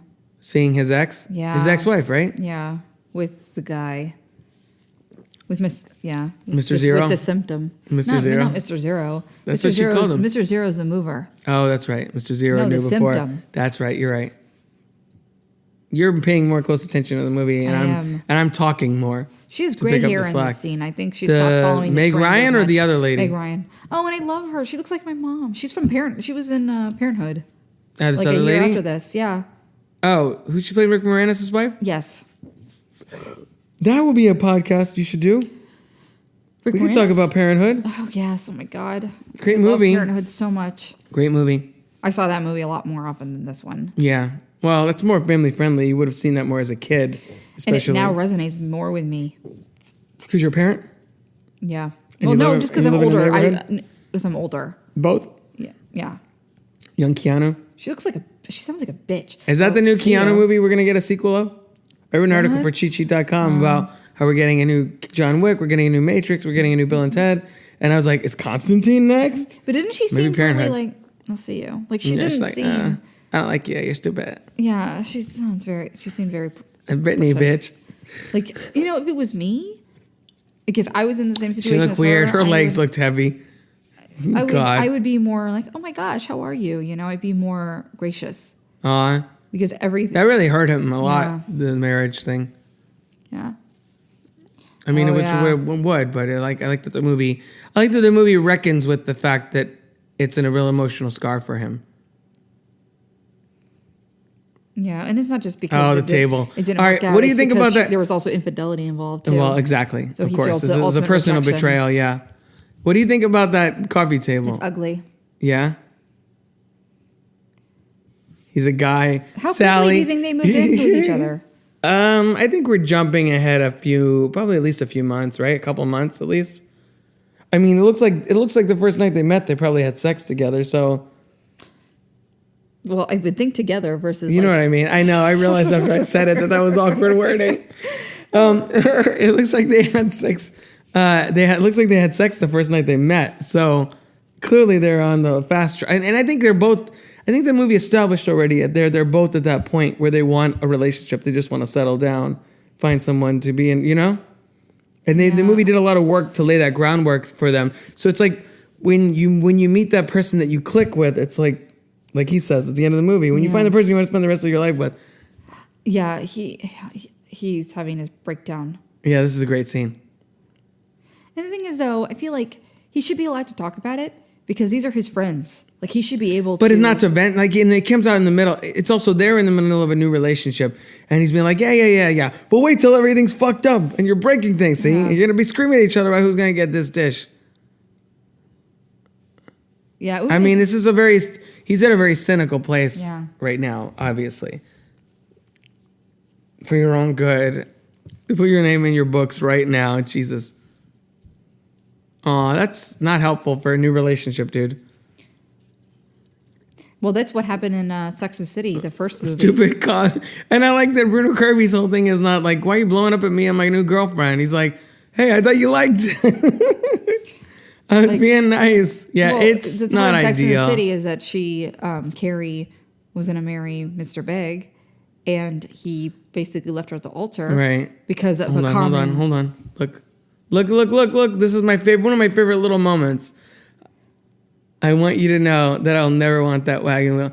That's an adorable little character. That's honestly, I love this movie, and most of the stuff I love is Billy Crystal and Meg Ryan, obviously. But I love that little character moment of her being like, listen, basically she says, I'm never going to want that coffee table, and it's a joke, obviously. But it's also her seeing his like very cynical post-divorce perspective on love. And being like, listen, I still have faith in us that we're going to make this work. And which is what she's saying. One thing I don't like about this... between the lines there. I could get what she's doing, but I don't feel like she should be lecturing him. Like, she's scolding him like a child.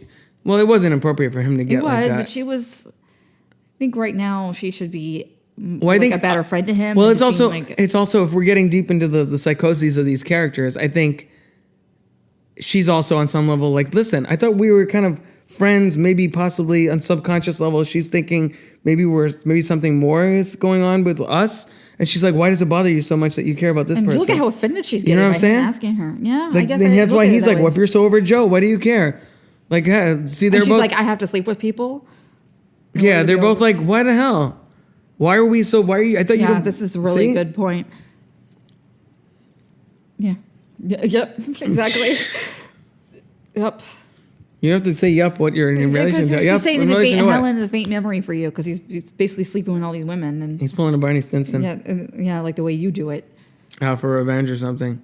And I mean, that was like their first fight. Kind of. Aw. She's really great in this. Oh, I'm sorry. Is she taller? Is he taller? Are they both tall? I think they're both moderately. I mean, I don't know if either one of them is particularly tall. I think Meg Ryan's only like 5'4", 5'5". He might not be tall either, though. Yeah. He might be like 5 by my height. God. So there goes the wagon wheel. What I was going to say is, so Carrie gets left at the altar by Mr. Big because there was a comment that Miranda said to Mr. Big because she was going through basically like her husband cheating on her, and that she found out like the night before like the rehearsals on, and she said to him like, "Why are you? I can't believe you're going to do this. Like, don't do this. It's going to be a mistake." Mick Jagger's a baby. And he's like, "What? I'm supposed to get married tomorrow." No, and then it totally threw him for a loop, and he left Carrie at the altar. So what you do say in front of your friends in regards to like relationships, it can make a difference. And apparently this scene was improvised. I like her dress. This is a total non-related. I'm glad she came back. I, for some reason, thought her friend Alice didn't show up again. This is totally not related. Well, it's kind of related, but it's not related to this movie.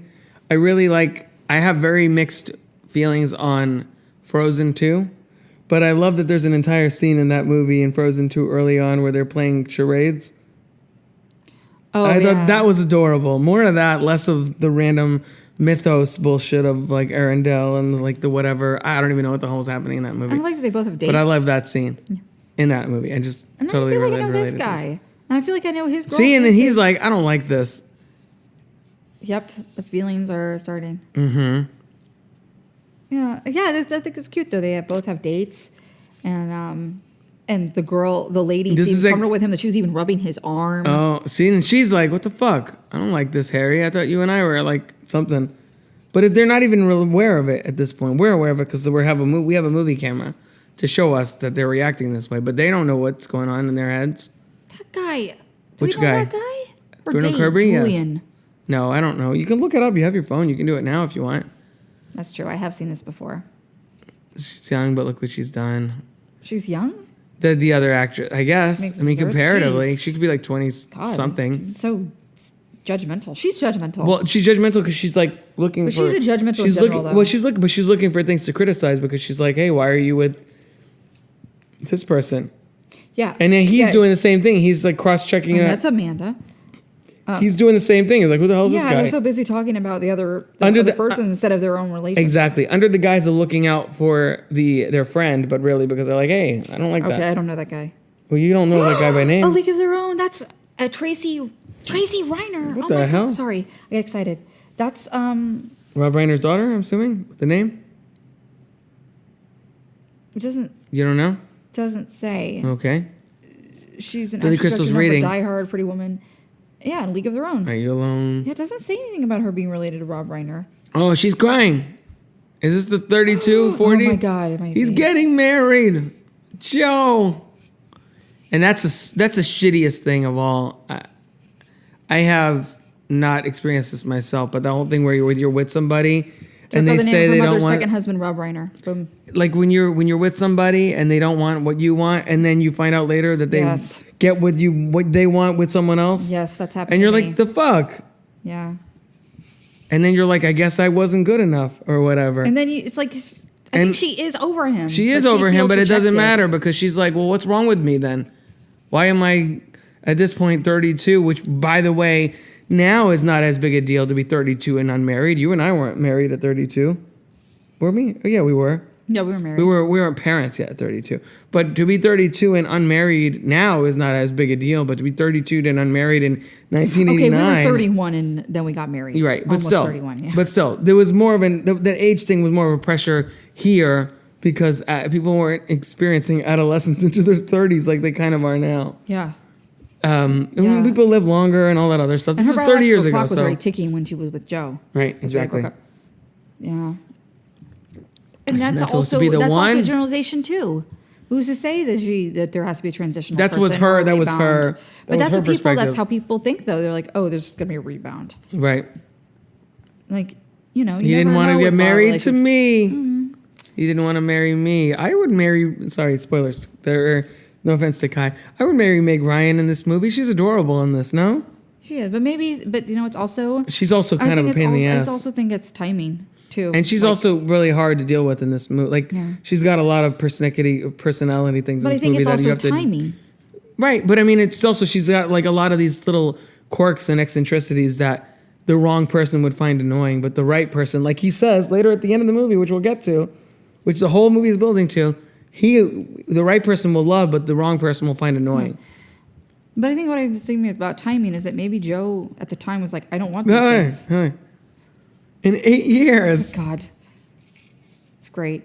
but it's there. Yep, still It's quote it. But now I'm like 3 years for us, Ugh, God, it's true. But like, for maybe 3.5. Yeah, maybe for, It's not the same for men. When he's But maybe 73. for- Wait, you got to comment on this part first and then back to your timing thing. That's a great joke, the Charlie Chaplin joke about his 270s babies and he's 73. We couldn't pick him up. and it was nice that he came over there to be a friend. But Well, like Joe, but hey, maybe Joe at the time. He's going to. Maybe Joe Go- at the go say time what you was need to like, say, sorry. I don't want those things. But then But years it- went by. but and that's not we how had it feels to her. Right, yeah, exactly. Yeah. And, you know, rightfully so. But It's not like she's holding a particular grudge against Joe. It's just like, what's wrong with me that he didn't want me at this time, but now he changed? Like, what changed? And what is, she's the one, he's getting married and she's still single. Oh, that's like our daughter. Can you just hold me? Oh.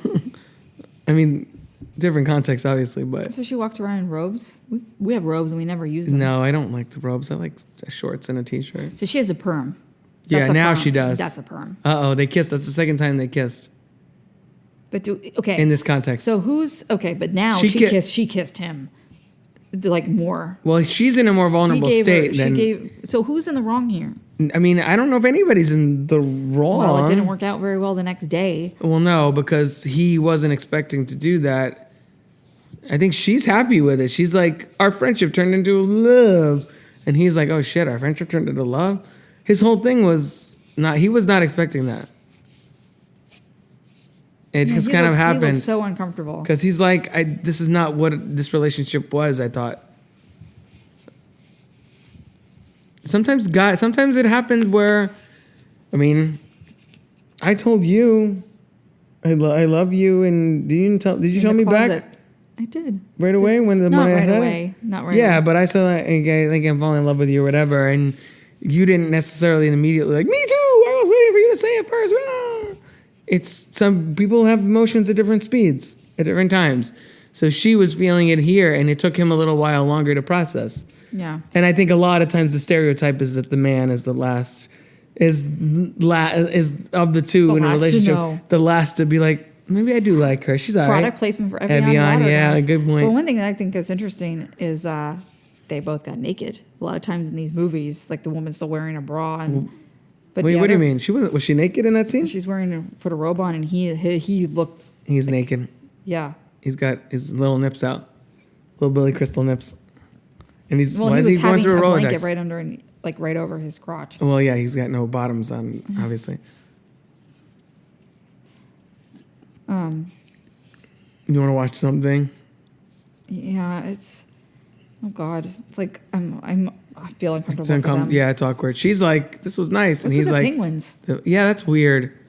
Well, I told you in the box, in the back of the thing at the beginning of the movie, there's like a teddy bear, and then I'm like, the fuck? A 20-something-year-old woman, graduation, so 22, 23 when you graduate college, has a fucking teddy bear? That feels like not really realistic, generally. Now it seems like she's starting to come down, All right, too. that's great. Let me ask you something. How many stuffed animals did you have in your bedroom or in your apartment or dorm room, whatever, when you were in college? Exactly.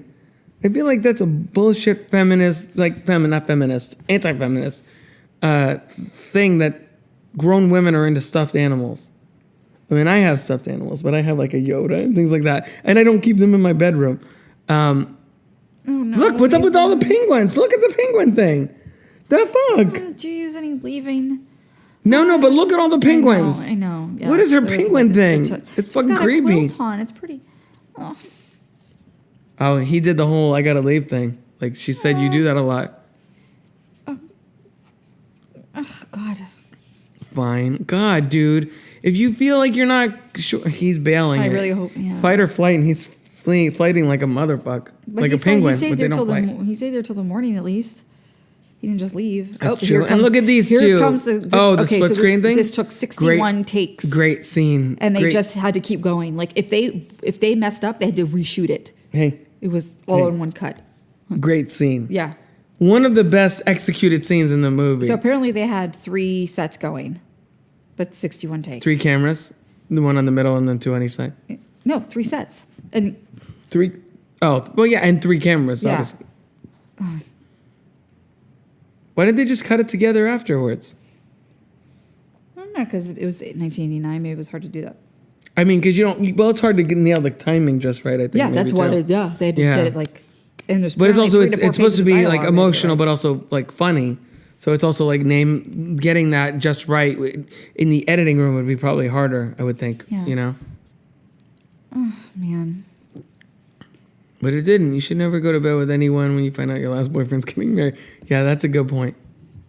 Oh, jeez. The cross conversations here are amazing. Why do they have 2 phones in their bedroom? It's kind of interesting. Yeah, I think that's and one of the black, he has on a black, both men are black phones, and both women are on like lighter colored phones, like tan or white or whatever. Maybe have different. And look, best line.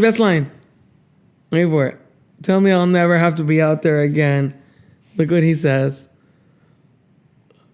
You'll never have to be out there again. Aww. They're adorable. Maybe they had 2 different phone lines or something because of their business. They're adorable. I love that stuff. Well, it was a mistake, and then I remember. I hope she let me get to say it first. Yeah. It says it before I do. Why does she think she's starting to feel he was made? Because she's now starting to be like, oh. So what is okay? Oh man, she doesn't think so. Yes, it was. So she's being fake about it then. So she thinks she fell for him first? Yes, 100%. If he came through and said, "Last night was amazing. I think we should be together," she'd be like, "Yes, me too." Aww. She can just sense that he bailed. Yeah. He bailed.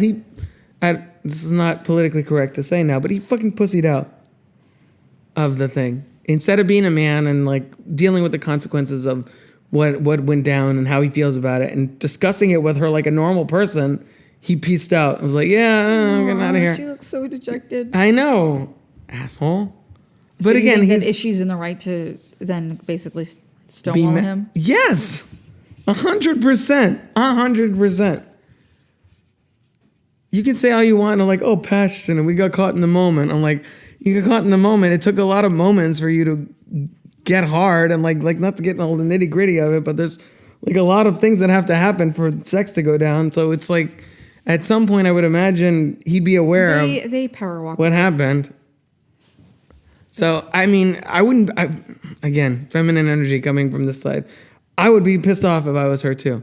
I've been pissed off with girls that I was quasi interested in or whatever for much less than that, obviously. Well, why couldn't she talk to him? Why does like gender stereotype? Why don't more women ask men out on dates? if she's annoyed, if she's that mad kind at of him for thing. how he didn't communicate with her, I shouldn't agree. she communicate to him? Yes, Two but wrongs don't make a look, right. now they're getting married and shit. Best couple in the movie so far. Bruno Kirby and Carrie Fisher. Oh God, what an 80s wedding dress. Aw. Was she eating? What kind of candy Milk is she having? duds, it looks like. Is it? Is it a bag? Is it milk duds in a box? M&M's. See? Where's her friend Alice? Your face. I guess she's doing kids. Tell the truth. Aw. She's gonna cry. She's like, I want to get married to someone that loves me. Can I find one of those somewhere? God, but even Billy Crystal's character was married. Yeah. Yeah. That's how it happens sometimes. The people that want this whole wedding thing the most sometimes don't, watch their friends and stuff get it first. Yeah. And everybody You can't don't compare yourself to resist things. Yeah, compare yourself to Go with yourself. the flow. Like compare yourself to who you were a year ago or whatever. Don't compare yourself to other people because everybody's lives move at different speeds and all that other stuff. Right? Right. And they're like, this is fucked up. Why are we standing here as the maid of honor and best man for this couple when we're like in a very precarious relationship or I would have been relationship right now, I would I have guess, wanted yeah. to see her start to avoid him, like how that transition happened to where she's no longer even talking to him. Well, I mean, she doesn't. It's awkward for her to talk to him. She clearly has feelings for him, and he clearly doesn't. Why would you want to talk to someone whom you're in love with who doesn't give a shit about you in that way, right? Yeah, but they don't. Did he talk about that she doesn't talk to him anymore? It comes up, I think, after this. I think here she's like, "Oh, I haven't told you. He's like, I haven't heard from you in a while." See, she turned away. Nice dress. By the way, her dress is awesome. It is. That's really pretty. The black and I green. just wish that he was the one that was into her first.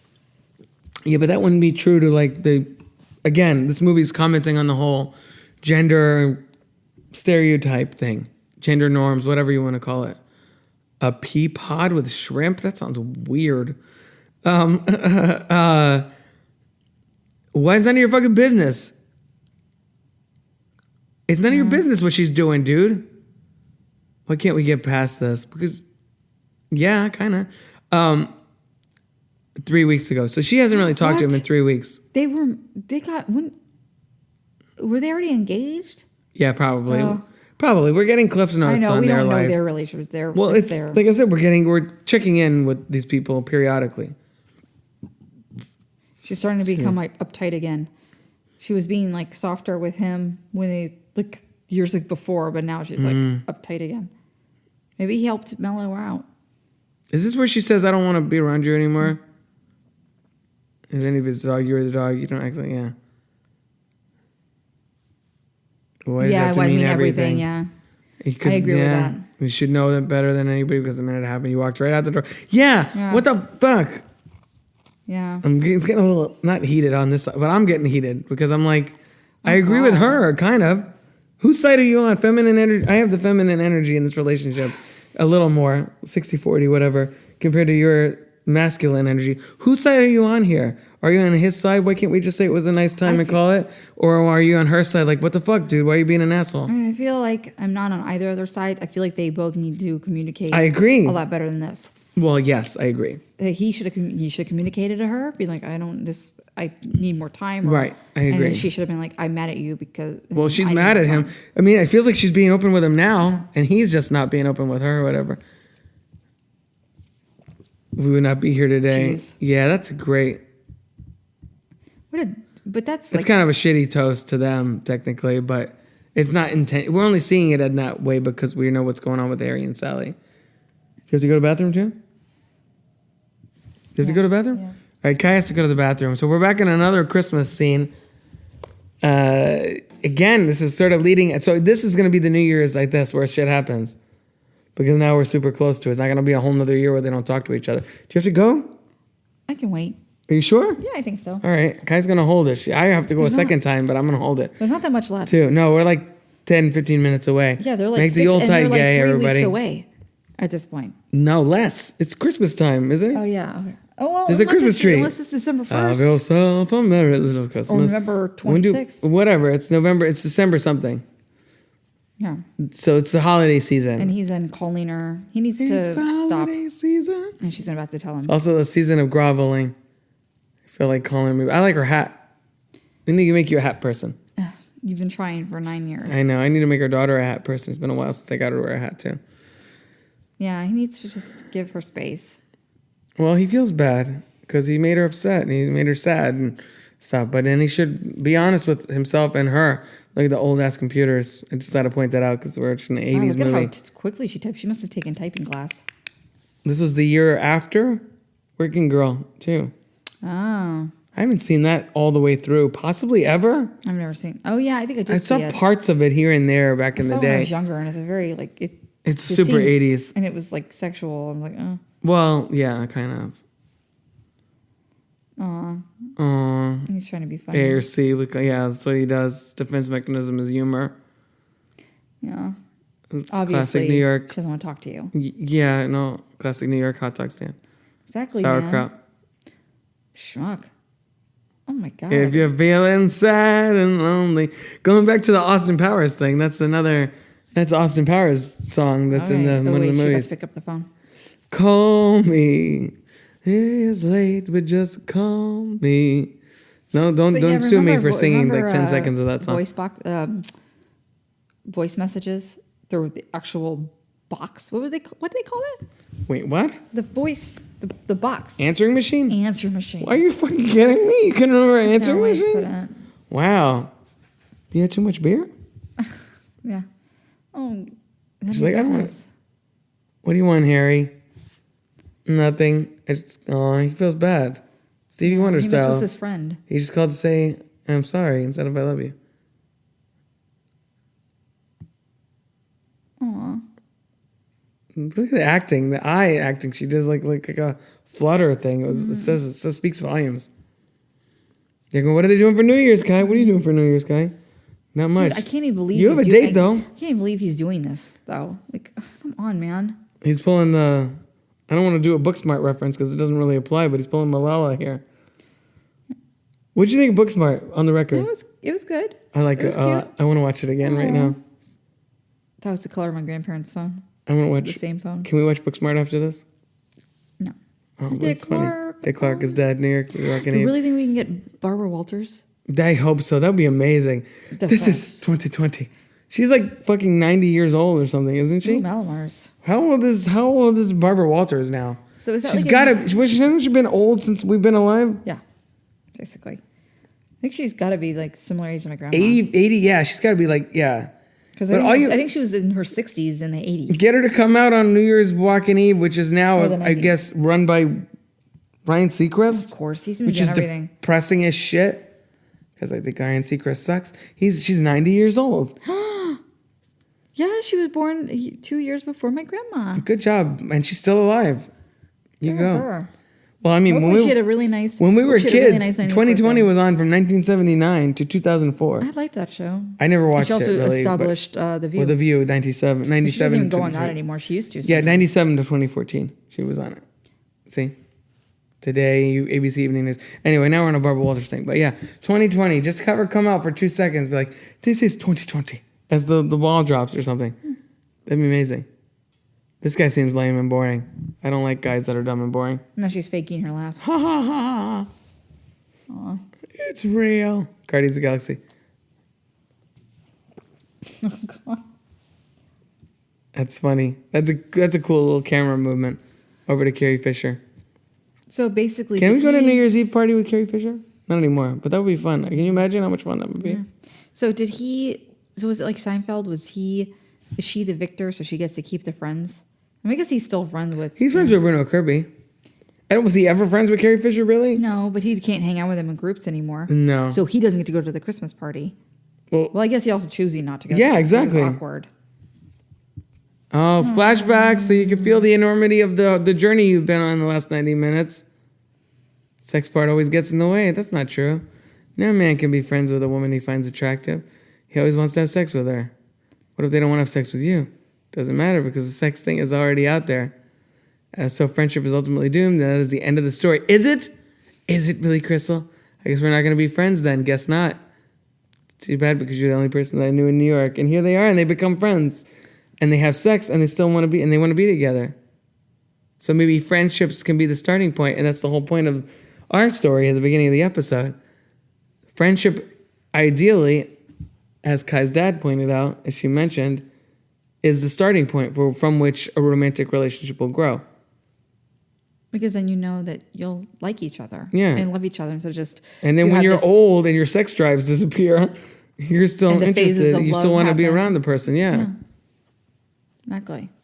Because when a relationship is erect. Here he goes. He's running. established- Classic rom-com When a style. relationship's established from just Sorry. pure passion, it's going to burn out Right. eventually. That's because that's a novelty, basically. I like this is a classic rom-com thing. She's getting ready to leave the party. Thought of not kissing somebody. Is just like, I'll kiss you. That's weird. Don't kiss your friend. Don't kiss your wife's friend. That's strange. Unless it's on the cheek or something. But it's a little bit of weird. Don't you think it's a weird offer for him to be like, I'll kiss you? I'm like, So his flashbacks and thinking about the friendship thing is what made him change his mind. Yeah, he's realizing about, I fucked up. I think there's something there. Maybe I was wrong when I said that 10 years ago or 12 years ago, whatever it was at this point. But this is a classic rom-com run to the airport, to catch a cab, to wherever it is.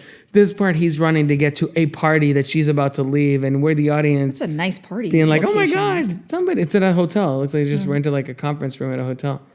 Oh my God, I'm going to cry. I'm going to cry. I'm not really going to cry because I have to pee and that's distracting, but a good song. It had to be you. And look, she's starting to look. She's looking like prideful. She's getting her like breaking it. Thing is, I love you. And we're not gonna talk over in this part. She's like, "What do you want supposed to say to this shit?" Oh, you love me too. How about I'm leaving? She's like, "Not enough. Too little, too late, buddy." I don't know what I said mean anything to you. I'm sorry, Harry. I'm just reading subtitles because I don't know what else to say right now. I know you got to feel. I know this you're feeling moment. lonely, but just can't show up here.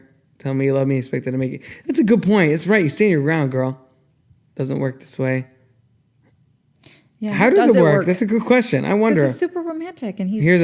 I love that you get cold when it's 70. I'm going to get emotional at 70 degrees. I love that takes you an hour and a half to order a sandwich. I love that you get a little crinkle above your nose when you're looking at me like I'm nuts. I love that after I spend a day with, I'm going to cry. You can still smell your perfume on my There's no one clothes. else And I love that you're the last person I want to talk to before I go to sleep at night. And it's not because I'm lonely and it's not because it's New Year's Eve. I came here tonight because when you realize, you read the rest. You want to spend the rest of your life with somebody. You want the rest of your life to start as soon as possible. Oh. Kai had to talk because I'm crying. And she's like, I hate You made me cry like Captain America. Oh. Just make it impossible for me to hate you. And I hate you. She doesn't though, that's the thing. good performance by Meg Ryan mostly, but both of them. And it's midnight, and they kiss each other at midnight. Oh. It's a new beginning, because that's what you like about New Year's Eve, right? Mm-hmm. The new beginning is the end of something. It's like commencement. Like, you know, graduation day is commencement because it's the end of one thing and the beginning of something new. It's like every year is a commencement. And I like he retreats back to the humor to be like, I don't know how to transition out of my big sweeping declaration of love.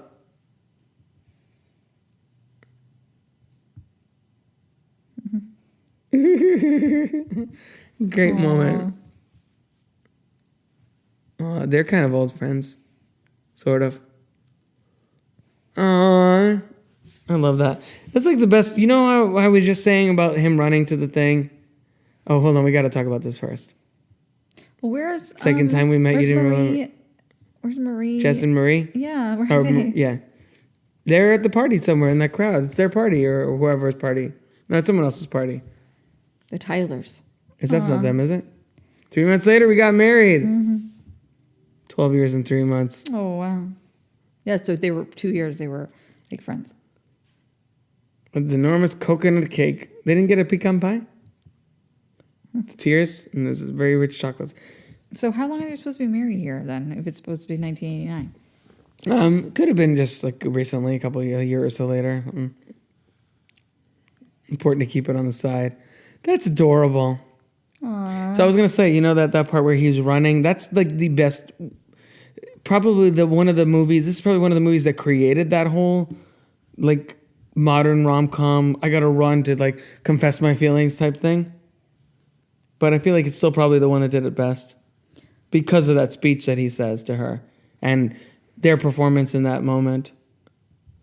Again, Meg Ryan's mostly, but both of them really good performance in that scene. And also I wanted to point out the fact that this movie was the basis for the inspiration, I should say, for the 2001 rom-com America's Sweethearts, which Billy Crystal wrote.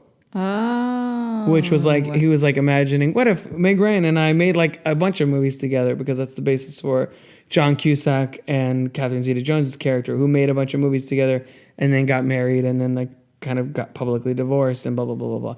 And I actually like that movie a lot too. I think that's kind of over. I've only seen it once. Yeah, it's kind of over. It's kind of ridiculous and over the top and all that, but I would still kind of enjoy it. I wonder how that would age. Like, I feel like I'm constantly wanting to go back and watch movies that I thought I loved, because now in the wake of Me Too and everything politically correct and representation and diversity, I feel like there's something in most movies that is offensive, and I sometimes feel like it's going to break down some of these films that I enjoyed at a certain point. So I wonder if America's Sweethearts has a little bit of that. Probably does. But another point Hank Azaria doing a Hispanic accent and like the whole stereotype of whatever is probably part of it. But the thing is that those movies are time capsules. Products of their time. That's true. Yeah, and that, you know, it's movies, it's films that like that have us go now, in the time now, and say, oh wow, you know, we could have, you know, we've grown a lot. Yeah, we've grown a lot. We're doing better. So it's like a historical landmark. Yeah. So I think, take it back to this movie, I think this one has aged pretty well, mostly. Some of the gender stuff is not great, but it's also still relevant. So, yeah, I mean, absolutely. Most of it's still relevant. It's not like everything has totally changed in the last 30 years. It's mostly still applicable, I think. Any closing thoughts on When Harry Met Sally, as the credits are sort of, I think we're about a minute away from the credits ending, less. Any thoughts on this movie before we close it down? No, just that this is great movie. I had to have you finish the line because I was crying. I was getting emotional. My eyes were welling up a little bit, and I didn't want. I don't think that happened. I didn't want my voice to. I don't think that happened to you the last time we watched this. Because now probably you have a did. child that has. I mean, it's also tugged at your heartstrings. I mean, I've gotten a lot softer since I had a kid, as my dad likes to tell me that he got softer since he had a grandchild. So, I think that's kind of part of life, isn't it? He's kind of. It's like when you take butter out of the refrigerator for your chocolate, dark chocolate peppermint cookies in the holidays. The butter softens just like your heart does over time. One thing we didn't talk about was Rob Reiner. So and Rob his Reiner, filmography. thank you for reminding me of that. Rob Reiner, I was telling Kai before we started recording this episode, had an like insane run of movies prior to this with This is Spinal Tap in 1984, and then The Shore Thing with John Cusack, which I still haven't seen. I should probably check that out. Stand By Me. It said Castle Rock Entertainment. That's his thing, yeah. Stand By Me, Princess Bride, this movie, Misery, and Few Good Men. And in fact, the trivia said this. I still didn't didn't see it in the movie when we were watching it because I was so involved, so engrossed in the movie. But there's a scene where Billy Crystal's character is reading Misery, and that was the movie following. You didn't point that out? I think you did. I think you said that when it happened on screen. No, I pointed out before we started the podcast. Oh, okay. Yeah, which was, it's basically, like your point was when I told you before, that's like a Pixar thing. Yeah. We're pointing out the movie, the Easter egg about what is about to come out. Right. The Misery is 1990. Which, and Rob Reiner has had quite a plethora of different genres. Well, that's what I mean. And no Oscar. That run that he had confirmed. from like the mid 80s to the mid 90s. It's a really strong run. I liked Stand By Me, not as much as you, but I like it. I like when Princess Bride is 6.5 out of 5. Great movie, classic. Don't remake it, please. This movie is one of the best romantic comedies of all time. Misery is a great movie, one of the best Stephen King adaptations of all time, and A Few Good Men. And it's actually the only Stephen King book I ever read. Really? I did Carrie and I think maybe one more. I don't remember. But yeah, great movie. We loved it. Big New Year's Eve film for people who are into New Year's Eve and such. So Kai, any last thoughts on 2019? This is the last podcast episode of the year before we come back. Decade. And the decade. Well, I know I didn't start the decade with the podcast though, so. Oh. To be fair. Well, yeah. 2014. Okay, well, just that it's been quite a year, a really good year. There's also been some bad things too, and it's been a really amazing decade. I mean, me and Rob have grown a lot, both together. Well, we weren't together when the decade started. Too. Yeah. Well, just about though. Almost, we knew each other though. But we knew each other. Not the very beginning of the decade. It's a few months in, but yes. we're so pretty good. I guess so. And it's just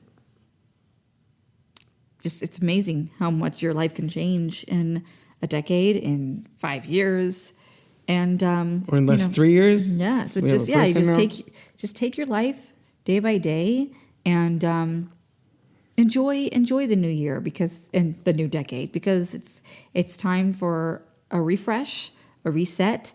And I'll always love New Year's Eve for that reason. And, Happy New Year, everybody. Very nice, Kai.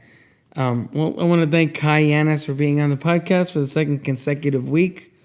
I don't know when we're going to do one of these again, you and I. But I think I mentioned earlier in this episode briefly. Decade. Well, yeah.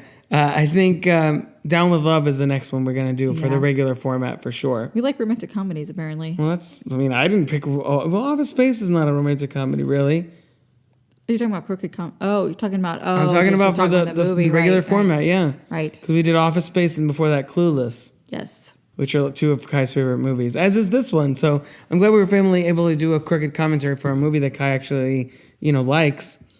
For the first time. So maybe next time we'll try and do another one of those. I feel like I owe you the Can't Hardly Wait, so we'll have to do that sometime for its 22nd anniversary. Yeah, there you go. So thank you, Kai, for coming on the show. Thanks for having me, as always. And thank you all for listening to the Crooked Table podcast this year, and we'll see you all in 2020. If you're interested in joining me on the show to chat about one of your favorite films, head on over to crookedtable.com/guest. Or you can consider supporting the show at patreon.com/crookedtable. Of course, you can always find more podcasts, reviews, videos, and other movie-related goodies over at crookedtable.com. Until next time, this has been the Crooked Table Podcast, and I've been Rob. This has been a production of crookedtable.com. All rights reserved. C-R-O-O-K-E-D.